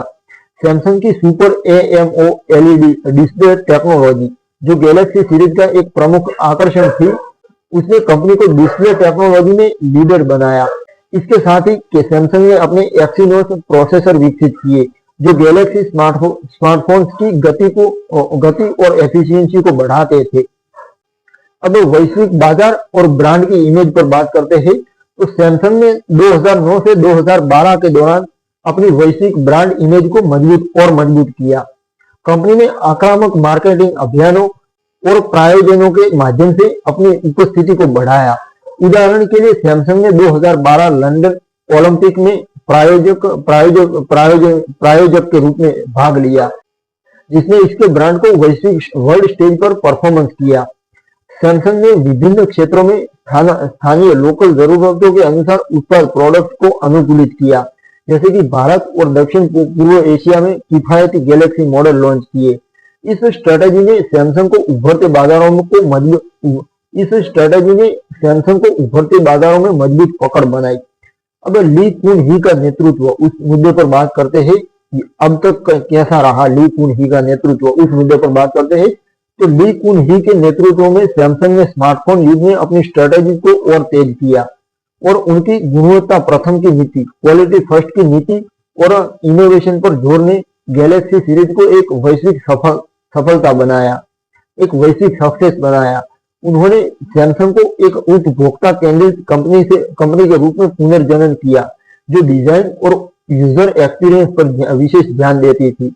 उनकी दृष्टि थी कि सैमसंग न केवल टेक्नोलॉजी रूप से एडवांस हो, बल्कि उपभोक्ताओं यानी कंज्यूमर के दिलों में भी जगह बनाए। अब आते हैं दोस्तों इस चैप्टर के कंक्लूजन पर। तो 2009 से 2012 तक का गैलेक्सी युग सैमसंग के लिए स्मार्टफोन रिवॉल्यूशन का स्वर्णिम काल था। गैलेक्सी सीरीज की शुरुआत, एंड्रॉइड में नेतृत्व और 2012 में विश्व का टॉप स्मार्टफोन निर्माता बनना सैमसंग की टेक्नोलॉजी और व्यावसायिक ताकत को दर्शाता है। अब अगले चैप्टर में हम देखेंगे कि कैसे सैमसंग ने वैश्विक ब्रांड के रूप में अपनी स्थिति को और मजबूत किया और टीवी मार्केट में नेतृत्व हासिल किया। तो शुरू करते हैं नौवां चैप्टर। नौवां चैप्टर है वैश्विक ब्रांड के रूप में सैमसंग। 2006 से 2015 तक का समय मैंने कवर किया है इस चैप्टर में। तो सबसे पहला मुद्दा जानते हैं टीवी मार्केट में नंबर 1 की स्थिति। 2006 से 2015 तक का दशक सैमसंग के लिए वैश्विक ब्रांड के रूप में अपनी स्थिति को मजबूत करने का समय था। इस अवधि में सैमसंग ने टेलीविजन मार्केट में विश्व में पहला स्थान हासिल किया, जो कंपनी की टेक्नोलॉजी उत्कृष्टता और बाजार नेतृत्व का प्रतीक था। 2006 में सैमसंग ने अपने फ्लैट पैनल और LCD टेलीविजन के साथ वैश्विक टीवी बाजार में नेतृत्व हासिल किया। इसके बाद 2009 में सैमसंग ने अपने पहले LED टीवी को लॉन्च किया, जो एनर्जी एफिशिएंट और बेहतर चित्र गुणवत्ता के लिए जाना गया। 2011 में सैमसंग ने स्मार्ट टीवी की अवधारणा को लोकप्रिय बनाया, जिसमें इंटरनेट कनेक्टिविटी और एप्लीकेशन की सुविधा थी। इस इनोवेशन ने सैमसंग को सोनी और एलजी जैसे प्रतिस्पर्धियों से आगे रखा और 2015 तक सैमसंग लगातार 10 वर्षों तक विश्व का नंबर 1 टीवी निर्माता रहा। अब डिजाइन और ब्रांड में इन्वेस्टमेंट के मुद्दे पर बात करते हैं तो सैमसंग ने इस दशक में अपने प्रोडक्ट के डिजाइन और ब्रांड इमेज पर विशेष ध्यान दिया। कंपनी ने समझा कि केवल टेक्नोलॉजी इनोवेशन ही पर्याप्त नहीं है, कंज्यूमर को आकर्षक डिजाइन और प्रीमियम एक्सपीरियंस की भी आवश्यकता है। तो सैमसंग ने अपने गैलेक्सी स्मार्टफोन, टेलीविजन और अन्य उपकरणों में आधुनिक और यूजर अनुकूलन डिजाइन को शामिल किया। 2013 में सैमसंग ने अपने डिजाइन दर्शन को मेक इट मीनिंगफुल के रूप में परिभाषित किया, जिसका उद्देश्य कंज्यूमर की जरूरतों को समझकर सरल और कार्यात्मक डिजाइन प्रदान करना था। इसके साथ ही सैमसंग ने वैश्विक मार्केटिंग अभियानों में इन्वेस्टमेंट किया, जिसमें 2012 और 2014 के ओलंपिक प्रायोजन शामिल थे, जिसमें ब्रांड की इमेज को ब्रांड की वैश्विक पहचान को बढ़ाया। अब सैमसंग की मेडिकल सेंटर और सामाजिक जिम्मेवारी के मुद्दे पर बात करते हैं तो सैमसंग ने इस अवधि में सामाजिक जिम्मेवारी को भी प्रायोरिटी दी। तो 1994 में स्थापित सैमसंग मेडिकल सेंटर को 2006 से 2015 के दौरान एक वर्ल्ड लेवल स्वास्थ्य सुविधा के रूप में विकसित किया गया। ये केंद्र न केवल कोरिया में स्वास्थ्य सेवाएं प्रदान करता था, बल्कि चिकित्सा अनुसंधान और शिक्षा में भी योगदान देता था। सैमसंग ने शिक्षा, स्वास्थ्य और सामुदायिक विकास के लिए कई पहल शुरू की, जैसे कि कोरिया में छात्रवृत्ति, स्कॉलरशिप कार्यक्रम और वैश्विक स्तर पर सामुदायिक सेवा परियोजनाएं, ये सब कुछ उन्होंने किया। इन प्रयासों ने सैमसंग को एक जिम्मेवार कॉर्पोरेट नागरिक के रूप में स्थापित किया, जिसने उपभोक्ताओं और इन्वेस्टर्स के बीच विश्वास को बढ़ाया। अब स्मार्टफोन और अन्य प्रोडक्ट में प्रगति के मुद्दे पर बात करते हैं तो 2006 से 2015 के दौरान सैमसंग ने गैलेक्सी सीरीज के साथ स्मार्टफोन बाजार में अपनी स्थिति को और मजबूत किया। 2014 में सैमसंग ने गैलेक्सी S5 और गैलेक्सी नोट 4 लॉन्च किए, जो उन्नत camera, advance camera, waterproof design और शक्तिशाली प्रोसेसर के लिए जाने गए। इसके अलावा सैमसंग ने वियरेबल टेक्नोलॉजी में कदम रखा और 2013 में गैलेक्सी गियर अपनी पहली स्मार्ट वॉच लॉन्च की। कंपनी ने घरेलू उपकरणों जैसे कि स्मार्ट रेफ्रिजरेटर और वॉशिंग मशीन में इनोवेशन किए, जो इंटरनेट ऑफ थिंग्स से जुड़े थे। इन उत्पादों ने सैमसंग को एक बहुक्षेत्रीय यानी मल्टी रीजनल टेक्नोलॉजी जायंट के रूप में स्थापित किया। अनुसंधान और विकास में रिसर्च एंड डेवलपमेंट में निरंतर इन्वेस्टमेंट के मुद्दे पर अब बात करते हैं तो सैमसंग ने 2006 से 2015 के दौरान अनुसंधान और विकास यानी R&D, रिसर्च एंड डेवलपमेंट में अपने इन्वेस्टमेंट को और बढ़ाया। 2015 तक कंपनी अपने रेवेन्यू का लगभग 7% रिसर्च एंड डेवलपमेंट पर खर्च कर रही थी, जो डिस्प्ले टेक्नोलॉजी, सेमीकंडक्टर और स्मार्टफोन इनोवेशन पर केंद्रित था। सैमसंग ने क्वांटम डॉट डिस्प्ले और 14 नैनोमीटर प्रोसेसर जैसी टेक्नोलॉजी को डेवलप किया, जो उद्योग में अग्रणी थी, लीडर थी। इस इन्वेस्टमेंट ने सैमसंग को टेक्नोलॉजी नेतृत्व बनाए रखने में मदद की। अब ली कुन ही का दृष्टिकोण, इस मुद्दे पर बात करते हैं तो ली कुन ही के नेतृत्व में सैमसंग ने इस दशक में वैश्विक ब्रांड के रूप में अपनी पहचान को और मजबूत किया। उनकी गुणवत्ता प्रथम की नीति, ली कुन ही की गुणवत्ता क्वालिटी फर्स्ट की पॉलिसी और उपभोक्ता केंद्रित दृष्टिकोण ने सैमसंग को एक प्रीमियम ब्रांड बनाया। उनकी दृष्टि थी कि सैमसंग न केवल टेक्नोलॉजी इनोवेशन में लीडर हो, बल्कि कंज्यूमर के जीवन को बेहतर बनाने में भी योगदान दे।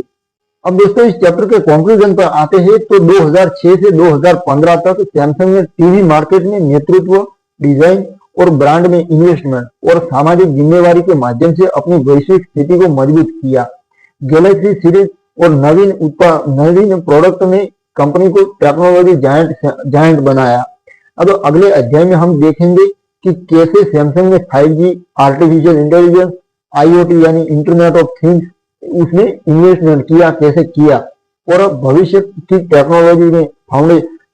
टेक्नोलॉजी की फाउंडेशन कैसे रखी, उसके बारे में जानेंगे। तो शुरू करते हैं अगला चैप्टर। तो दोस्तों 10वां चैप्टर है इनोवेशन और अनुसंधान यानी रिसर्च, भविष्य की फाउंडेशन 2015 से 2020 तक।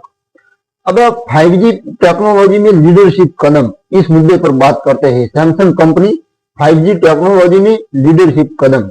2015 से 2020 तक का दौर सैमसंग के लिए भविष्य की टेक्नोलॉजी में इन्वेस्टमेंट और भविष्य की टेक्नोलॉजी में इनोवेशन का युग था। इस अवधि में सैमसंग ने 5G टेक्नोलॉजी में लीडरशिप भूमिका निभाई, जो अगली पीढ़ी के नेक्स्ट जनरेशन के मोबाइल संचार का आधार बनी। 2018 में सैमसंग ने अपने पहले 5G smartphone Galaxy S10 5G उसको डेवलप करने का अनाउंसमेंट किया और 2019 में इसे लॉन्च किया। यह स्मार्टफोन तेज गति, कम विलंबता और उन्नत एडवांस कनेक्टिविटी के लिए जाना गया। सैमसंग ने 5G नेटवर्क उपकरणों जैसे कि बेस स्टेशन और राउटर्स उसके विकास में भी इन्वेस्टमेंट किया, जिसने इसे वैश्विक दूरसंचार कंपनियों, टेलीकम्युनिकेशन कंपनियों जैसे वेरिजोन और AT&T के साथ पार्टनरशिप में एक प्रमुख सप्लायर बनाया। अब आर्टिफिशियल इंटेलिजेंस और IoT यानी इंटरनेट ऑफ थिंग्स में इन्वेस्टमेंट, इस मुद्दे पर बात करते हैं। सैमसंग ने आर्टिफिशियल इंटेलिजेंस और इंटरनेट ऑफ थिंग्स उसमें अपने प्रयासों को तेज किया। 2016 में सैमसंग ने अपने smart home ecosystem smart things उसको और एक्सपेंड किया, जो IoT यानी इंटरनेट ऑफ थिंग्स उपकरणों जैसे कि स्मार्ट रेफ्रिजरेटर, वॉशिंग मशीन और सेंसर को इंटीग्रेट किया करता था। सैमसंग ने आर्टिफिशियल इंटेलिजेंस को अपने प्रोडक्ट में शामिल किया, जैसे कि बिक्सबाई एक वर्चुअल असिस्टेंट जो गैलेक्सी के स्मार्टफोन और स्मार्ट टीवी में उपयोगकर्ता एक्सपीरियंस को बेहतर बनाता था। कंपनी ने आर्टिफिशियल इंटेलिजेंस रिसर्च के लिए वैश्विक स्तर पर केंद्र स्थापित किए, जिसमें भारत, कनाडा और यूनाइटेड किंगडम शामिल थे। वहां पर उन्होंने आर्टिफिशियल इंटेलिजेंस के लिए रिसर्च लैब स्थापित किए। इन इन्वेस्टमेंट ने सैमसंग को स्मार्ट होम और कनेक्टेड डिवाइस मार्केट में लीडर बनाया। अब दोस्तों सेमीकंडक्टर में 3 नैनोमीटर प्रोसेस नोड, उस मुद्दे पर बात करते हैं। तो सैमसंग ने सेमीकंडक्टर इंडस्ट्री में अपनी नेतृत्व की स्थिति को और मजबूत किया। 2020 में सैमसंग ने 3 नैनोमीटर प्रोसेस नोड उस पर आधारित चिप्स के विकास की अनाउंसमेंट किया, जो सेमीकंडक्टर टेक्नोलॉजी में एक क्रांतिकारी कदम था। ये टेक्नोलॉजी छोटे, अधिक शक्तिशाली और एनर्जी एफिशिएंट चिप का उत्पादन संभव बनाती थी, जो स्मार्टफोन, लैपटॉप और सर्वर जैसे उपकरणों के लिए महत्वपूर्ण थे। सैमसंग की फाउंड्री सर्विसेज ने वैश्विक कंपनियों जैसे कि क्वालकॉम और एनवीडिया के लिए चिप्स का उत्पादन किया। इस इनोवेशन ने सैमसंग को सेमीकंडक्टर बाजार में इंटेल और TSMC जैसे प्रतिस्पर्धियों के साथ प्रतिस्पर्धा में बनाए रखा। सैमसंग 6G फोरम की शुरुआत, इस मुद्दे पर अब बात करते हैं। तो सैमसंग ने भविष्य की टेक्नोलॉजी को देखते हुए 2020 में सैमसंग 6G फोरम की शुरुआत की। 6G अगली पीढ़ी, नेक्स्ट जनरेशन की वायरलेस टेक्नोलॉजी, 5G से भी तेज गति और अधिक एडवांस कनेक्टिविटी प्रदान करने की क्षमता रखती थी। सैमसंग ने 6G अनुसंधान के लिए एक समर्पित केंद्र स्थापित किया, सिर्फ 6G रिसर्च के लिए एक समर्पित केंद्र स्थापित किया और वैश्विक यूनिवर्सिटी और अनुसंधान संस्थानों के साथ पार्टनरशिप की। कंपनी ने 6G के लिए एक दृष्टिकोण पत्र, व्हाइट पेपर पब्लिश किया, जिसमें कृत्रिम बुद्धि यानी आर्टिफिशियल इंटेलिजेंस, उन्नत सेंसर, एडवांस सेंसर और होलोग्राफिक संचार जैसे क्षेत्रों पर ध्यान दिया गया। ये पहल सैमसंग की भविष्य फ्यूचर केंद्रित दृष्टि को दर्शाती थी। अब अनुसंधान और विकास में इन्वेस्टमेंट, उस मुद्दे पर बात करें तो 2015 से 2020 के दौरान सैमसंग ने अनुसंधान और विकास R&D में अपने इन्वेस्टमेंट को और बढ़ाया, जो 2020 तक इसके रेवेन्यू का लगभग 7.7% था। कंपनी ने दक्षिण कोरिया, अमेरिका और भारत जैसे देशों में रिसर्च एंड डेवलपमेंट केंद्रों का एक्सपेंशन किया। इन केंद्रों ने foldable display quantum dot TV और स्वायत्त driving technology, self driving technology जैसे क्षेत्रों में इनोवेशन किए। दोस्तों सैमसंग की फोल्डेबल स्मार्टफोन जैसे कि गैलेक्सी जेड फोल्ड और जेड फ्लिप, जिसने स्मार्टफोन डिजाइन में क्रांति ला दी और उपभोक्ताओं को यानी कस्टमर को नए अनुभव प्रदान किए, एक्सपीरियंस प्रदान किए। अब ली कुन ही का निधन और नया नेतृत्व। दोस्तों उनके ली ब्यूंग चुल उनका बेटा था ली कुन ही, उनके पिताजी भी मर गए और उनके बेटा जो था ली कुन ही, ली ब्यूंग चुल का बेटा ली कुन ही, उसका निधन भी हुआ था। तो उनका निधन और नया नेतृत्व उस मुद्दे पर बात करते हैं। तो 2020 में सैमसंग के अध्यक्ष ली कुन ही का निधन हो गया, जिसने कंपनी के लिए एक युग का अंत किया। उनके बेटे ली जे योंग, ली कुन ही के बेटे ली जे योंग, उन्होंने नेतृत्व की बागडोर संभाली और सैमसंग की इनोवेशन और वैश्विक नेतृत्व की विरासत को आगे बढ़ाया। ली जे योंग ने डिजिटल परिवर्तन और स्थिरता पर ध्यान केंद्रित किया, जिसने सैमसंग को भविष्य की प्रौद्योगिकी टेक्नोलॉजी के लिए तैयार किया। अब दोस्तों आते हैं इस चैप्टर के कंक्लूजन पर। तो 2015 से 2020 तक सैमसंग ने 5G, आर्टिफिशियल इंटेलिजेंस, IoT यानी इंटरनेट ऑफ थिंग्स और 3nm सेमीकंडक्टर टेक्नोलॉजी में इन्वेस्टमेंट के माध्यम से भविष्य की फाउंडेशन रखी। 6G फोरम और फोल्डेबल डिस्प्ले जैसे इनोवेशन ने सैमसंग को टेक्नोलॉजी नेतृत्व में बनाए रखा। अब अगले अध्याय में हम देखेंगे कि कैसे सैमसंग ने पर्यावरण और सामाजिक जिम्मेवारी को प्रायोरिटी दी और अपनी कॉर्पोरेट संस्कृति को मजबूत किया। कैसे किया उसके बारे में जानते हैं। तो शुरू करते हैं 11वां चैप्टर, पर्यावरण और सामाजिक जिम्मेवारी। ये है 11वां चैप्टर और उसमें पहला मुद्दा है सैमसंग के 5 व्यावसायिक सिद्धांत। दोस्तों सैमसंग ने अपनी कॉर्पोरेट कल्चर को मजबूत करने और सामाजिक जिम्मेवारी को प्रायोरिटी देने के लिए 2005 में 5 व्यावसायिक सिद्धांत अपनाए, जो कंपनी की नैतिकता और सामाजिक योगदान की फाउंडेशन बने। ये सिद्धांत है कानून का पालन, नैतिक अखंडता, पारदर्शिता, ग्राहकों और कर्मचारियों का सम्मान और सामाजिक और पर्यावरण की जिम्मेवारी। इन सिद्धांतों ने सैमसंग को, ये उनके सिद्धांत थे, इन सिद्धांतों ने सैमसंग को एक जिम्मेवार वैश्विक कॉर्पोरेट नागरिक के रूप में स्थापित किया। कंपनी ने इन मूल्यों को अपने सभी कार्यों में इंटीग्रेट किया, चाहे वह उत्पादन हो, सप्लाई चेन हो या सामुदायिक पहल हो, हर चीज में उन्होंने अप्लाई किया। ये दृष्टिकोण सैमसंग को उपभोक्ताओं और इन्वेस्टर्स के बीच विश्वसनीयता प्रदान करता था। अब पर्यावरण या एनवायरमेंटल सस्टेनेबिलिटी की प्रतिबद्धता के मुद्दे पर बात करते हैं। तो सैमसंग ने पर्यावरणीय स्थिरता को अपनी स्ट्रेटेजी का केंद्र बनाया। 2018 में सैमसंग ने अनाउंसमेंट किया था कि वह 2020 तक अपने वैश्विक परिचालन और जो पूरी दुनिया में बिजनेस चल रहा है, एक्टिविटीज चल रही है, उसमें 100% रिन्यूएबल एनर्जी का उपयोग करेगा सैमसंग कंपनी ने दक्षिण कोरिया, यूरोप और अमेरिका में अपने कारखानों और कार्यालयों में सोलर और विंड एनर्जी के जैसे रिन्यूएबल सोर्सेज को अपनाया। इसके साथ ही सैमसंग ने जीरो वेस्ट टू लैंडफिल पहल शुरू की, जिसका लक्ष्य उत्पादन प्रक्रियाओं से उत्पन्न कचरे को न्यूनतम करना और रिसाइकलिंग को बढ़ावा देना था।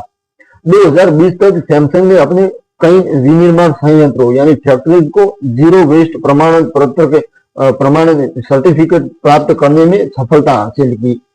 अब प्रोडक्ट में पर्यावरण अनुकूल डिजाइन, उस मुद्दे पर बात करते हैं। तो सैमसंग ने अपने प्रोडक्ट्स को पर्यावरण अनुकूल बनाने पर ध्यान केंद्रित किया। कंपनी ने प्लास्टिक के उपयोग को कम करने के लिए इको पैकेजिंग पहल शुरू की, जिसमें गैलेक्सी स्मार्टफोन्स और टीवी की पैकेजिंग में पुनर्चक्रण यानी रिसाइक्लेबल योग्य सामग्री का उपयोग किया गया। 2019 में सैमसंग ने अनाउंसमेंट किया था कि वह 2030 तक अपनी सभी पैकेजिंग को प्लास्टिक मुक्त और रिसाइक्लेबल योग्य बनाएगा। इसके अलावा सैमसंग ने एनर्जी एफिशिएंट प्रोडक्ट जैसे कि कम बिजली खपत वाले एलईडी टीवी और रेफ्रिजरेटर डेवलप किए। इन प्रयासों ने सैमसंग को पर्यावरण यानी एनवायरमेंटल स्टेबिलिटी में लीडर बनाया और उपभोक्ताओं के बीच इसकी सकारात्मक छवि को बढ़ाया। अब दोस्तों सामाजिक जिम्मेवारी और सामुदायिक योगदान के मुद्दे पर बात करते हैं। तो सैमसंग ने सामाजिक जिम्मेवारी के तहत शिक्षा, स्वास्थ्य और समुदाय विकास पर ध्यान केंद्रित किया। कंपनी ने सैमसंग सॉल्व फॉर टुमारो जैसे कार्यक्रम शुरू किए, जो युवाओं को STEM यानी विज्ञान, प्रौद्योगिकी, इंजीनियरिंग और गणित शिक्षा के लिए प्रोत्साहित करते थे। भारत में सैमसंग ने सैमसंग स्मार्ट क्लास पहल के माध्यम से ग्रामीण स्कूलों में डिजिटल साक्षरता को बढ़ावा दिया। इसके साथ ही सैमसंग मेडिकल सेंटर ने कोरिया में स्वास्थ्य सेवाओं और चिकित्सा अनुसंधान में महत्वपूर्ण योगदान दिया। कंपनी ने वैश्विक स्तर पर वर्ल्ड लेवल पर सामुदायिक परियोजनाओं जैसे कि आपदा राहत और गरीबी उन्मूलन में भाग भी लिया। अब दोस्तों कर्मचारी कल्याण और नैतिक प्रबंधन के मुद्दे पर बात करते हैं। तो सैमसंग ने अपने कर्मचारियों के कल्याण को प्रायोरिटी दी। कंपनी ने वैश्विक स्तर पर अपने कर्मचारियों के लिए प्रशिक्षण कार्यक्रम, स्वास्थ्य सुविधाएं, कार्य जीवन के संतुलन को बढ़ावा देने वाली नीतियां लागू की। 2018 में सैमसंग ने अपनी सप्लाई चेन में नैतिक प्रथाओं को सुनिश्चित करने के लिए सख्त गाइडलाइन लागू किए। कंपनी ने बाल श्रम यानी बाल अवस्था का जो श्रम करवाया जाता है वो और अनैतिक कार्य प्रथाओं को रोकने के लिए आपूर्तिकर्ताओं यानी सप्लायर्स के साथ ऑडिट और प्रशिक्षण कार्यक्रम शुरू किए। इन प्रयासों ने सैमसंग की कॉर्पोरेट इमेज को और मजबूत किया। अब वैश्विक प्रभाव और मान्यता के मुद्दे पर बात करते हैं। किस चीज की मान्यता, उसके मुद्दे पर बात करते हैं। तो सैमसंग की पर्यावरणीय और सामाजिक पहल ने इसे वैश्विक स्तर पर मान्यता दिलाई। 2020 में सैमसंग को डाउ जोन्स सस्टेनेबिलिटी इंडेक्स में इलेक्ट्रॉनिक्स उद्योग में टॉप स्थान हासिल हुआ। कंपनी की पर्यावरणीय और सामाजिक जिम्मेवारी की प्रतिबद्धता ने इसे उपभोक्ताओं, इन्वेस्टर्स और पर्यावरण संगठनों के बीच एक विश्वसनीय ब्रांड बनाया। सैमसंग ने यह साबित किया कि व्यावसायिक सफलता और सामाजिक जिम्मेवारी एक साथ चल सकते हैं। अब आते हैं दोस्तों इस चैप्टर के कंक्लूजन पर।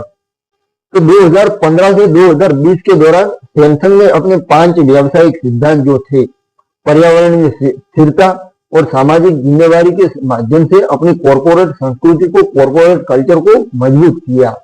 जीरो वेस्ट, इको पैकेजिंग और सामुदायिक पहल ने सैमसंग को एक जिम्मेवार वैश्विक ब्रांड बनाया। अब अगले चैप्टर में हम देखेंगे कि सैमसंग ने कैसे वैश्विक चुनौतियों और विवादों का सामना कैसे किया और अपनी प्रतिष्ठा को कैसे बनाए रखा। तो शुरू करते हैं 12वां चैप्टर। 12वां चैप्टर है वैश्विक चुनौतियां और विवाद। तो वैश्विक मंच पर चुनौतियां, वर्ल्ड स्टेज पर चुनौतियां, उस मुद्दे पर सबसे पहले बात करते हैं। तो सैमसंग की वैश्विक सफलता के साथ साथ कंपनी को कई चुनौतियों और विवादों का सामना करना पड़ा। एक वैश्विक टेक्नोलॉजी जायंट के रूप में सैमसंग की आपूर्ति श्रृंखला यानी सप्लाई चेन, कॉर्पोरेट प्रथाएं और प्रतिस्पर्धी स्ट्रेटेजी अक्सर जांच के दायरे में रही।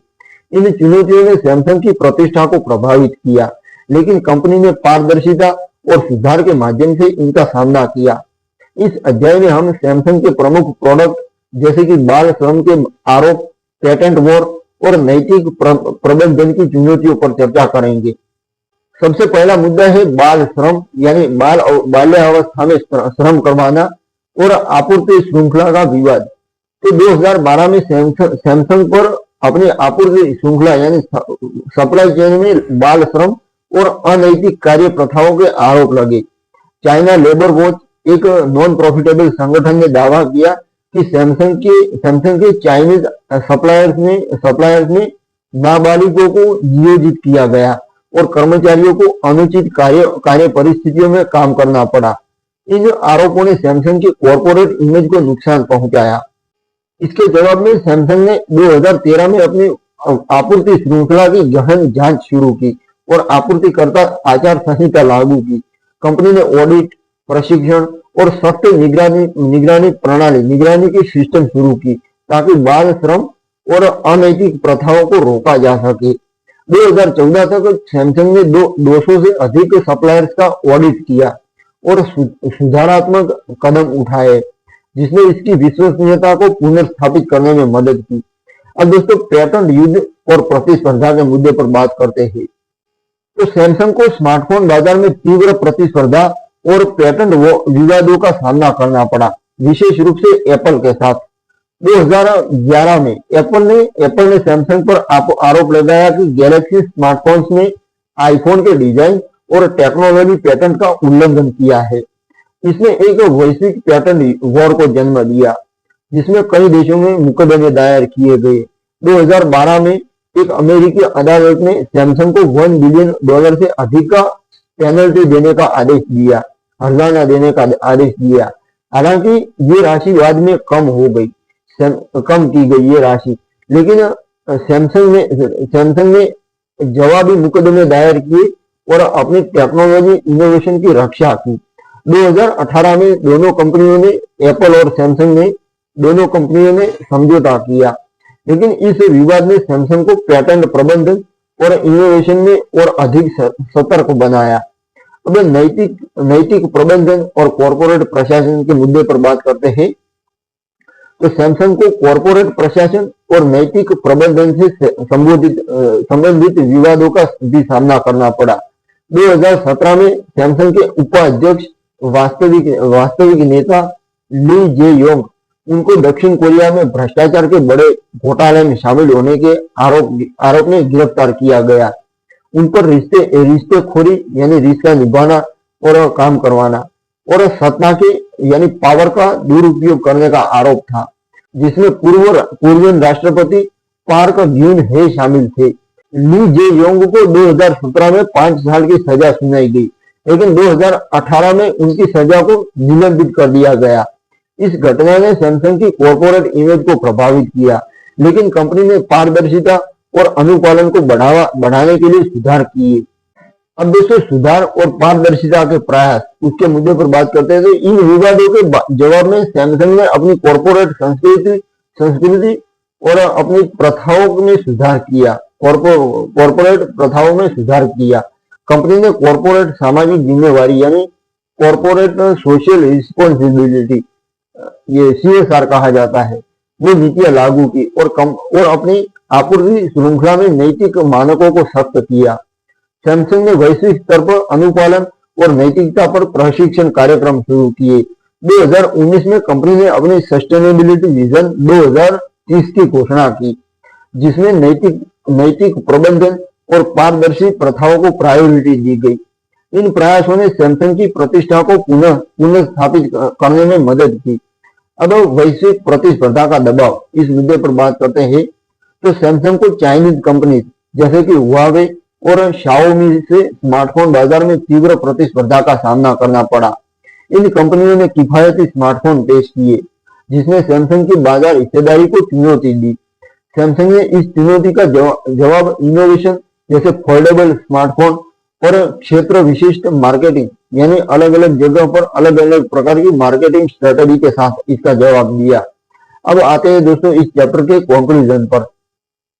तो सैमसंग ने बाल श्रम कहा जाता है, पेटेंट वॉर और कॉर्पोरेट प्रशासन जैसे विवादों का सामना किया, लेकिन सुधारों और पारदर्शिता के माध्यम से अपनी प्रतिष्ठा को बनाए रखा। ये चुनौतियां सैमसंग को और मजबूत करने में मददगार साबित हुई। अगले अध्याय में हम देखेंगे कि सैमसंग ने दक्षिण कोरिया और विश्व पर, पूरी दुनिया पर अपने प्रभाव को कैसे बढ़ाया।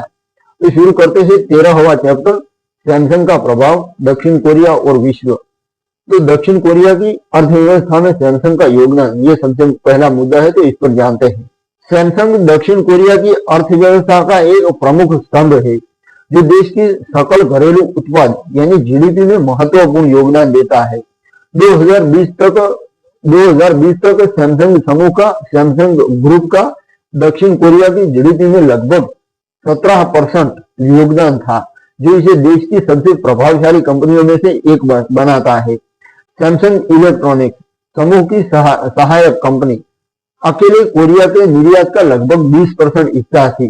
कंपनी ने सेमीकंडक्टर, स्मार्टफोन और उपभोक्ता इलेक्ट्रॉनिक्स के माध्यम से कोरिया को वैश्विक टेक्नोलॉजी केंद्र के रूप में स्थापित किया।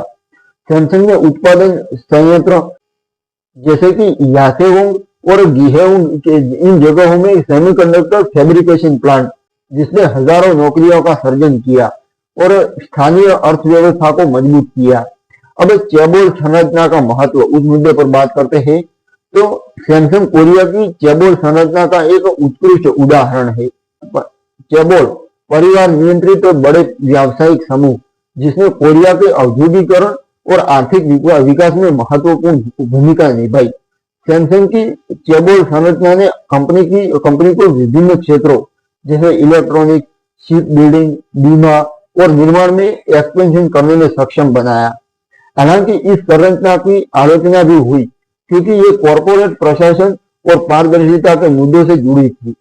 फिर भी सैमसंग ने अपनी चेबोल संरचना को आधुनिक बनाया और वैश्विक मानकों के अनुरूप सुधार किए, जिसने इसे एक लचीली यानी फ्लेक्सिबल और प्रतिस्पर्धी कंपनी बनाए रखा। अब दोस्तों वैश्विक टेक्नोलॉजी पर प्रभाव, उसके मुद्दे पर बात करते हैं। सैमसंग का वैश्विक पूरी दुनिया की टेक्नोलॉजी पर प्रभाव क्या था, उस मुद्दे पर बात करते हैं। तो सैमसंग ने वैश्विक प्रौद्योगिकी परिदृश्य, वैश्विक टेक्नोलॉजी परिदृश्य को नया आकार दिया। कंपनी की super AMOLED display, AMOLED display, 5G network उपकरण, 5G नेटवर्क के उपकरण और 3 नैनोमीटर सेमीकंडक्टर जैसी टेक्नोलॉजी ने इंडस्ट्री के मानकों को ऊंचा किया। सैमसंग की गैलेक्सी सीरीज ने स्मार्टफोन बाजार में इनोवेशन को बढ़ावा दिया, विशेष रूप से फोल्डेबल स्मार्टफोन जैसे गैलेक्सी Z फोल्ड और Z फ्लिप के साथ। कंपनी की फाउंड्री सर्विसेज ने वैश्विक टेक कंपनियों जैसे कि क्वालकॉम और एनवीडिया के लिए चिप का उत्पादन किया, जिसने सैमसंग को वैश्विक वर्ल्ड सप्लाई चेन का एक अभिन्न हिस्सा बनाया। इसके अलावा सैमसंग ने कृत्रिम बुद्धि यानी आर्टिफिशियल इंटेलिजेंस और इंटरनेट ऑफ थिंग्स उसमें इन्वेस्टमेंट के माध्यम से डिजिटल परिवर्तन को गति दी। अब दोस्तों वैश्विक संस्कृति पर प्रभाव, उस मुद्दे पर बात करते हैं। तो सैमसंग ने न केवल टेक्नोलॉजी बल्कि वैश्विक संस्कृति पर भी गहरा प्रभाव डाला। कंपनी के स्मार्टफोन और टीवी ने उपभोक्ता व्यवहार को बदल दिया, विशेष रूप से डिजिटल सामग्री की खपत ने। सैमसंग के प्रायोजन जैसे कि ओलंपिक और फीफा वर्ल्ड कप, जिसने इसके ब्रांड को वैश्विक वर्ल्ड स्टेज पर प्रदर्शित किया।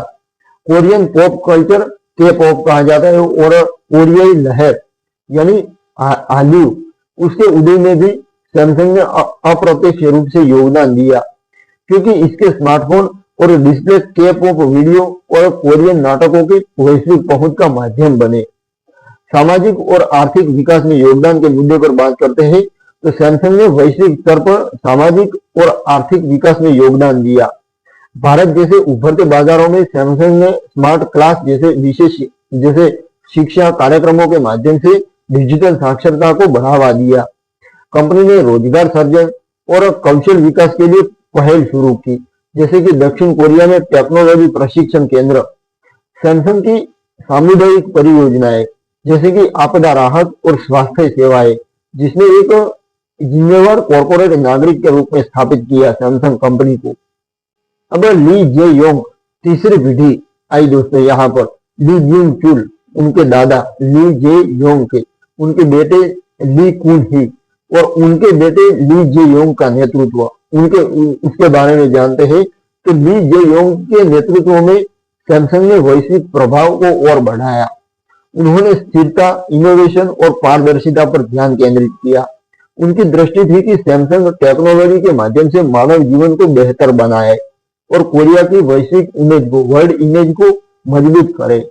अब दोस्तों आते हैं इस चैप्टर के कंक्लूजन पर। ये था ली जे योंग का नेतृत्व के बारे में मैंने बताया आपको, जो आज नेतृत्व कर रहे हैं अभी जिस तारीख पर मैं वीडियो बना रहा हूँ। सैमसंग का दक्षिण कोरिया और विश्व पर प्रभाव अभूतपूर्व रहा है दोस्तों। कंक्लूजन बता रहा हूं मैं। तो सैमसंग का दक्षिण कोरिया और विश्व पर प्रभाव अभूतपूर्व रहा है। जीडीपी में 17% का योगदान, चेबोल संरचना और प्रौद्योगिकी और संस्कृति पर प्रभाव ने सैमसंग को एक वैश्विक शक्ति बनाया। अगले अध्याय में हम देखेंगे कि सैमसंग ने भविष्य की टेक्नोलॉजी जैसे 6G और क्वांटम कंप्यूटिंग के लिए कैसे तैयारी की, उसके बारे में जानेंगे। तो शुरू करते हैं अगला चैप्टर, 14वां चैप्टर। 14वां चैप्टर है भविष्य की प्रौद्योगिकियां, यानी भविष्य की टेक्नोलॉजी और 6G और क्वांटम कंप्यूटिंग। ये है 14वां चैप्टर। तो 6G अनुसंधान में सैमसंग की लीडरशिप भूमिका, इस मुद्दे पर सबसे पहले बात करते हैं। तो दोस्तों 2020 के दशक में सैमसंग ने भविष्य की टेक्नोलॉजी, विशेष रूप से 6G में इन्वेस्टमेंट को प्रायोरिटी दी। 2020 में सैमसंग ने सैमसंग 6G फोरम की स्थापना की, जो अगली पीढ़ी की यानी नेक्स्ट जनरेशन की वायरलेस टेक्नोलॉजी पर केंद्रित था। 6G को 5G से कहीं अधिक तेज, कम विलंबता और एडवांस कनेक्टिविटी प्रदान करने वाली टेक्नोलॉजी माना जाता है, जो कृत्रिम बुद्धिमत्ता यानी आर्टिफिशियल इंटेलिजेंस, होलोग्राफिक संचार और स्वायत्त प्रणालियों को सशक्त बनाएगी। सैमसंग ने 2020 में एक 6G व्हाइट पेपर प्रकाशित किया, जिसमें 2030 तक 6G के व्यावसायीकरण का रोड मैप प्रस्तुत किया गया था। इसकी कंपनी ने दक्षिण कोरिया में एक समर्पित 6G अनुसंधान केंद्र स्थापित किया और वैश्विक विश्वविद्यालयों में यूनिवर्सिटीज जैसे कि कैम्ब्रिज और स्टैनफोर्ड के साथ पार्टनरशिप की। सैमसंग का लक्ष्य 6G में नेतृत्व हासिल करना है, जैसे कि उनके 5G में किया था, नेतृत्व हासिल किया था।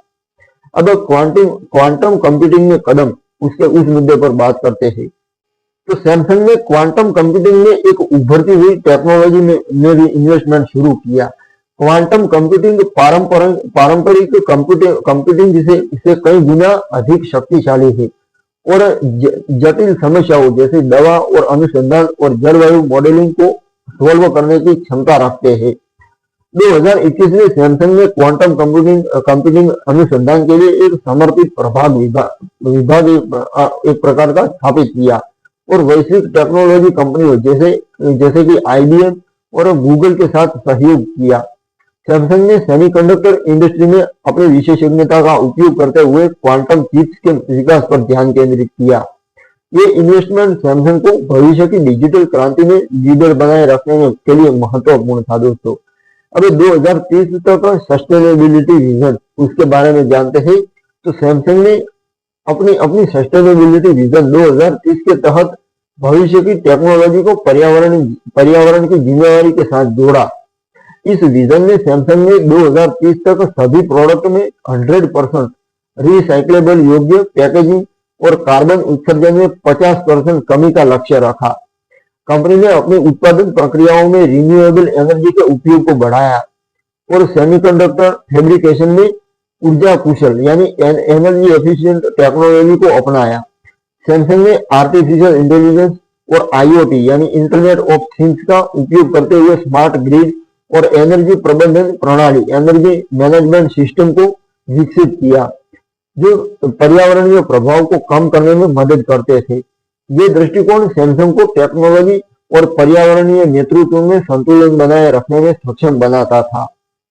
अब दोस्तों फोल्डेबल और AI संचालित, AI से चलने वाले इनोवेशन पर नजर डालते हैं। तो सैमसंग ने फोल्डेबल डिस्प्ले टेक्नोलॉजी में अपनी स्थिति को और मजबूत किया।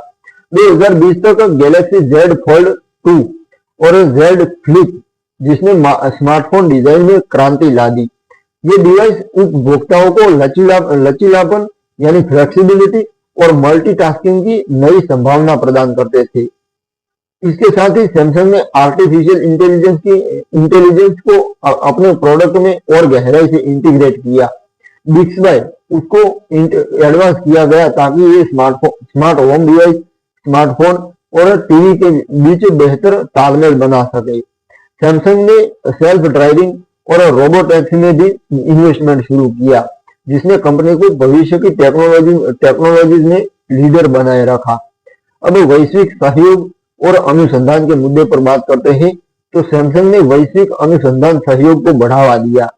कंपनी ने भारत, अमेरिका और यूरोप में रिसर्च एंड डेवलपमेंट केंद्रों का एक्सपेंशन किया, जो 6G, आर्टिफिशियल इंटेलिजेंस और क्वांटम कंप्यूटिंग पर केंद्रित थे। 2020 में सैमसंग ने अपने रिसर्च एंड डेवलपमेंट बजट को बढ़ाकर अपने रेवेन्यू का लगभग 8% किया, जो उद्योग में सबसे अधिक था। इन इन्वेस्टमेंट ने सैमसंग को टेक्नोलॉजी इनोवेशन में लीडर बनाए रखा। और इसे भविष्य की चुनौतियों के लिए तैयार किया। अब इस सेगमेंट में ली जे योंग का नेतृत्व, उसके बारे में बात करें तो ली जे योंग ने सैमसंग को भविष्य की टेक्नोलॉजी की ओर ले जाने में महत्वपूर्ण भूमिका निभाई। उनकी दृष्टि थी कि सैमसंग टेक्नोलॉजी इनोवेशन के माध्यम से मानव जीवन को बेहतर बनाए और एनवायरमेंटल स्टेबिलिटी को प्रायोरिटी दी। उन्होंने वैश्विक सहयोग और पारदर्शिता पर जोर दिया, जिसने सैमसंग की प्रतिष्ठा को और मजबूत किया। अब दोस्तों आते हैं इस चैप्टर के कंक्लूजन पर। 2015 से 2020 के दौरान सैमसंग ने 6G, क्वांटम कंप्यूटिंग और सस्टेनेबिलिटी विजन 2030 के माध्यम से भविष्य की टेक्नोलॉजी की फाउंडेशन रखी। फोल्डेबल डिस्प्ले और आर्टिफिशियल इंटेलिजेंस इनोवेशन ने सैमसंग को टेक्नोलॉजी नेतृत्व में बनाए रखा। अगले अध्याय में हम देखेंगे कि सैमसंग ने 2020 के बाद अपनी वैश्विक स्ट्रेटेजी और नेतृत्व को कैसे डेवलप किया। तो आखिरी और 15वें चैप्टर में जानते हैं सैमसंग का भविष्य 2020 और उसके बाद। उसमें पहला मुद्दा है वैश्विक स्ट्रेटेजी का डेवलपमेंट। तो 2020 के बाद सैमसंग ने अपनी वैश्विक स्ट्रेटेजी को और अधिक भविष्य केंद्रित और फ्लेक्सिबल बनाया। कंपनी ने कृत्रिम बुद्धिमत्ता यानी आर्टिफिशियल इंटेलिजेंस, 6G और इंटरनेट ऑफ थिंग्स यानी IoT जैसे क्षेत्रों में इन्वेस्टमेंट को तेज किया, ताकि डिजिटल युग में नेतृत्व बनाए रखा जा सके। सैमसंग ने अपनी सस्टेनेबिलिटी विजन 2030 को लागू करने पर ध्यान केंद्रित किया, जिसमें कार्बन उत्सर्जन में 50% कमी, 100% रिन्यूएबल एनर्जी और प्लास्टिक मुक्त पैकेजिंग के लक्ष्य शामिल थे। 2025 तक सैमसंग ने अपने कई विनिर्माण संयंत्र यानी फैक्ट्रीज को रिन्यूएबल एनर्जी पर पूरी तरह स्थानांतरित कर दिया, जिसने इसे पर्यावरणीय नेतृत्व में लीडर बनाया। इसके साथ ही सैमसंग ने उभरते बाजारों जैसे भारत और अफ्रीका में अपनी उपस्थिति को बढ़ाया, जहां किफायती और स्थानीयकृत उत्पादों की प्रोडक्ट की डिमांड थी। अब नेतृत्व परिवर्तन और कॉर्पोरेट प्रशासन के मुद्दे पर बात करते हैं। तो ली जे योंग, उनके नेतृत्व में सैमसंग ने कॉर्पोरेट प्रशासन में सुधार और पारदर्शिता को प्रायोरिटी दी। 2021 में ली जे योंग उनकी रिहाई के बाद उन्होंने सैमसंग को एक अधिक नैतिक और वैश्विक केंद्रित कंपनी बनाने पर ध्यान दिया। 2025 तक सैमसंग ने अपने कॉर्पोरेट बोर्ड में स्वतंत्र निदेशकों की संख्या बढ़ाई और नैतिक प्रथाओं को लागू करने के लिए एक मजबूत अनुपालन डिसिप्लिन सिस्टम स्थापित की। इन सुधारों ने 2017 में भ्रष्टाचार घोटाले के बाद कंपनी की प्रतिष्ठा को पुनर्स्थापित करने में मदद की। अब ली जे योंग की दृष्टि थी कि सैमसंग इनोवेशन और सामाजिक जिम्मेवारी के साथ संतुलन बनाए। ये उनकी दृष्टि थी दोस्तों। अब दोस्तों 6G और भविष्य की टेक्नोलॉजी पर नजर डालते हैं। इस मुद्दे पर नजर डालते हैं तो सैमसंग ने 6G अनुसंधान में अपनी लीडरशिप भूमिका को और मजबूत किया। 2023 में सैमसंग ने 6G प्रोटोटाइप का सफल परीक्षण किया, जो 1 टेराबाइट प्रति सेकंड की 1 टेराबाइट पर सेकंड की गति प्राप्त करने में सक्षम था। कंपनी ने 6G को होलोग्राफिक संचार, स्वायत्त यानी सेल्फ ड्राइविंग और स्मार्ट सिटी प्रणालियों के लिए आधार के रूप में देखा। सैमसंग ने वैश्विक 6G मानकों को आकार देने के लिए अंतरराष्ट्रीय दूरसंचार संघ यानी ITU के साथ सहयोग किया। इसके साथ ही सैमसंग ने क्वांटम कंप्यूटिंग में इन्वेस्टमेंट बढ़ाया, जिसका उपयोग डेटा सुरक्षा और जटिल कंप्यूटिंग समस्याओं को हल करने में किया गया। 2025 तक सैमसंग ने क्वांटम चिप्स के प्रारंभिक प्रोटोटाइप डेवलप किए। अब सेमीकंडक्टर और फोल्डेबल डिस्प्ले में प्रगति के मुद्दे पर बात करते हैं। तो सैमसंग ने सेमीकंडक्टर इंडस्ट्री में अपनी नेतृत्व को बनाए रखा। 2022 में कंपनी ने 3 नैनोमीटर चिप्स का बड़े पैमाने पर उत्पादन शुरू किया, जो उद्योग में सबसे एडवांस था। 2025 तक सैमसंग ने 2 नैनोमीटर प्रोसेस नोड पर काम शुरू किया, जो आर्टिफिशियल इंटेलिजेंस और 5G उपकरणों के लिए महत्वपूर्ण था। इसके साथ ही सैमसंग ने फोल्डेबल डिस्प्ले टेक्नोलॉजी में इनोवेशन जारी रखा। Galaxy Z fold 5, Galaxy Z fold 5 और Z फ्लिप 5 ने, जिसने इन दोनों मॉडलों ने 2023 में बाजार में तहलका मचा दिया था। जिसने फोल्डेबल स्मार्टफोन को मुख्य धारा में लाया। सैमसंग ने फोल्डेबल टेक्नोलॉजी के लैपटॉप और टैबलेट में भी लागू करने की योजना बनाई। अब दोस्तों सामाजिक और पर्यावरणीय योगदान सैमसंग कंपनी का, उसके मुद्दे पर बात करते हैं और बाद में पूरी बुक के कंक्लूजन पर आते हैं और बुक को खत्म करते हैं। तो सैमसंग ने सामाजिक और पर्यावरणीय योगदान को और बढ़ाया। कंपनी ने सैमसंग सॉल्वर फॉर टुमारो और स्मार्ट क्लास जैसे कार्यक्रमों के माध्यम से वैश्विक स्तर पर पूरी दुनिया में शिक्षा और कौशल यानी टैलेंट डेवलपमेंट को, स्किल डेवलपमेंट को बढ़ावा दिया। 2025 तक सैमसंग ने भारत में 1000 से अधिक स्मार्ट क्लास स्थापित की, जिसमें ग्रामीण क्षेत्रों में डिजिटल शिक्षा को सशक्त बनाया। दोस्तों पर्यावरण के मोर्चे पर सैमसंग ने अपनी जीरो वेस्ट टू लैंडफिल पहल को और एक्सपेंड किया और 2030 तक नेट जीरो कार्बन उत्सर्जन का लक्ष्य रखा। अब आते हैं कंक्लूजन पर। तो 2020 के बाद सैमसंग ने 6G, क्वांटम कंप्यूटिंग और सस्टेनेबिलिटी के माध्यम से भविष्य की टेक्नोलॉजीज में नेतृत्व बनाए रखा। ली जे योंग, उनके नेतृत्व और कॉर्पोरेट सुधारों ने कंपनी को और मजबूत किया। सैमसंग की ये यात्रा दर्शाती है कि इनोवेशन, जिम्मेवारी और वैश्विक दृष्टिकोण के साथ सिर्फ अपने देश का नहीं, पूरी दुनिया का दृष्टिकोण, एक किराने के स्टोर से दोस्तों शुरू होकर कहां से कहां पहुंची कंपनी, इसकी मैंने पूरी कथा सुनाई आपको।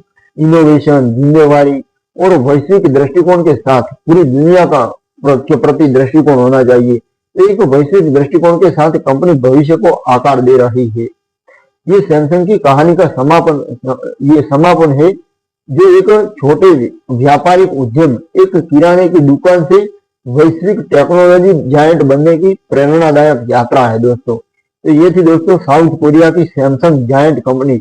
इसका साउथ कोरिया की जीडीपी में अभी तक की अगर बात करें तो 17% योगदान है। तो कितनी बड़ी कंपनी हुई आप सोचो। सैमसंग दोस्तों बहुत बड़ी कंपनी है। तो ये थी दोस्तों सैमसंग कंपनी की आई बुक और आशा करता हूँ आपको अच्छी लगी होंगी और दिल की गहराइयों के साथ आपका बहुत बहुत धन्यवाद दोस्तों।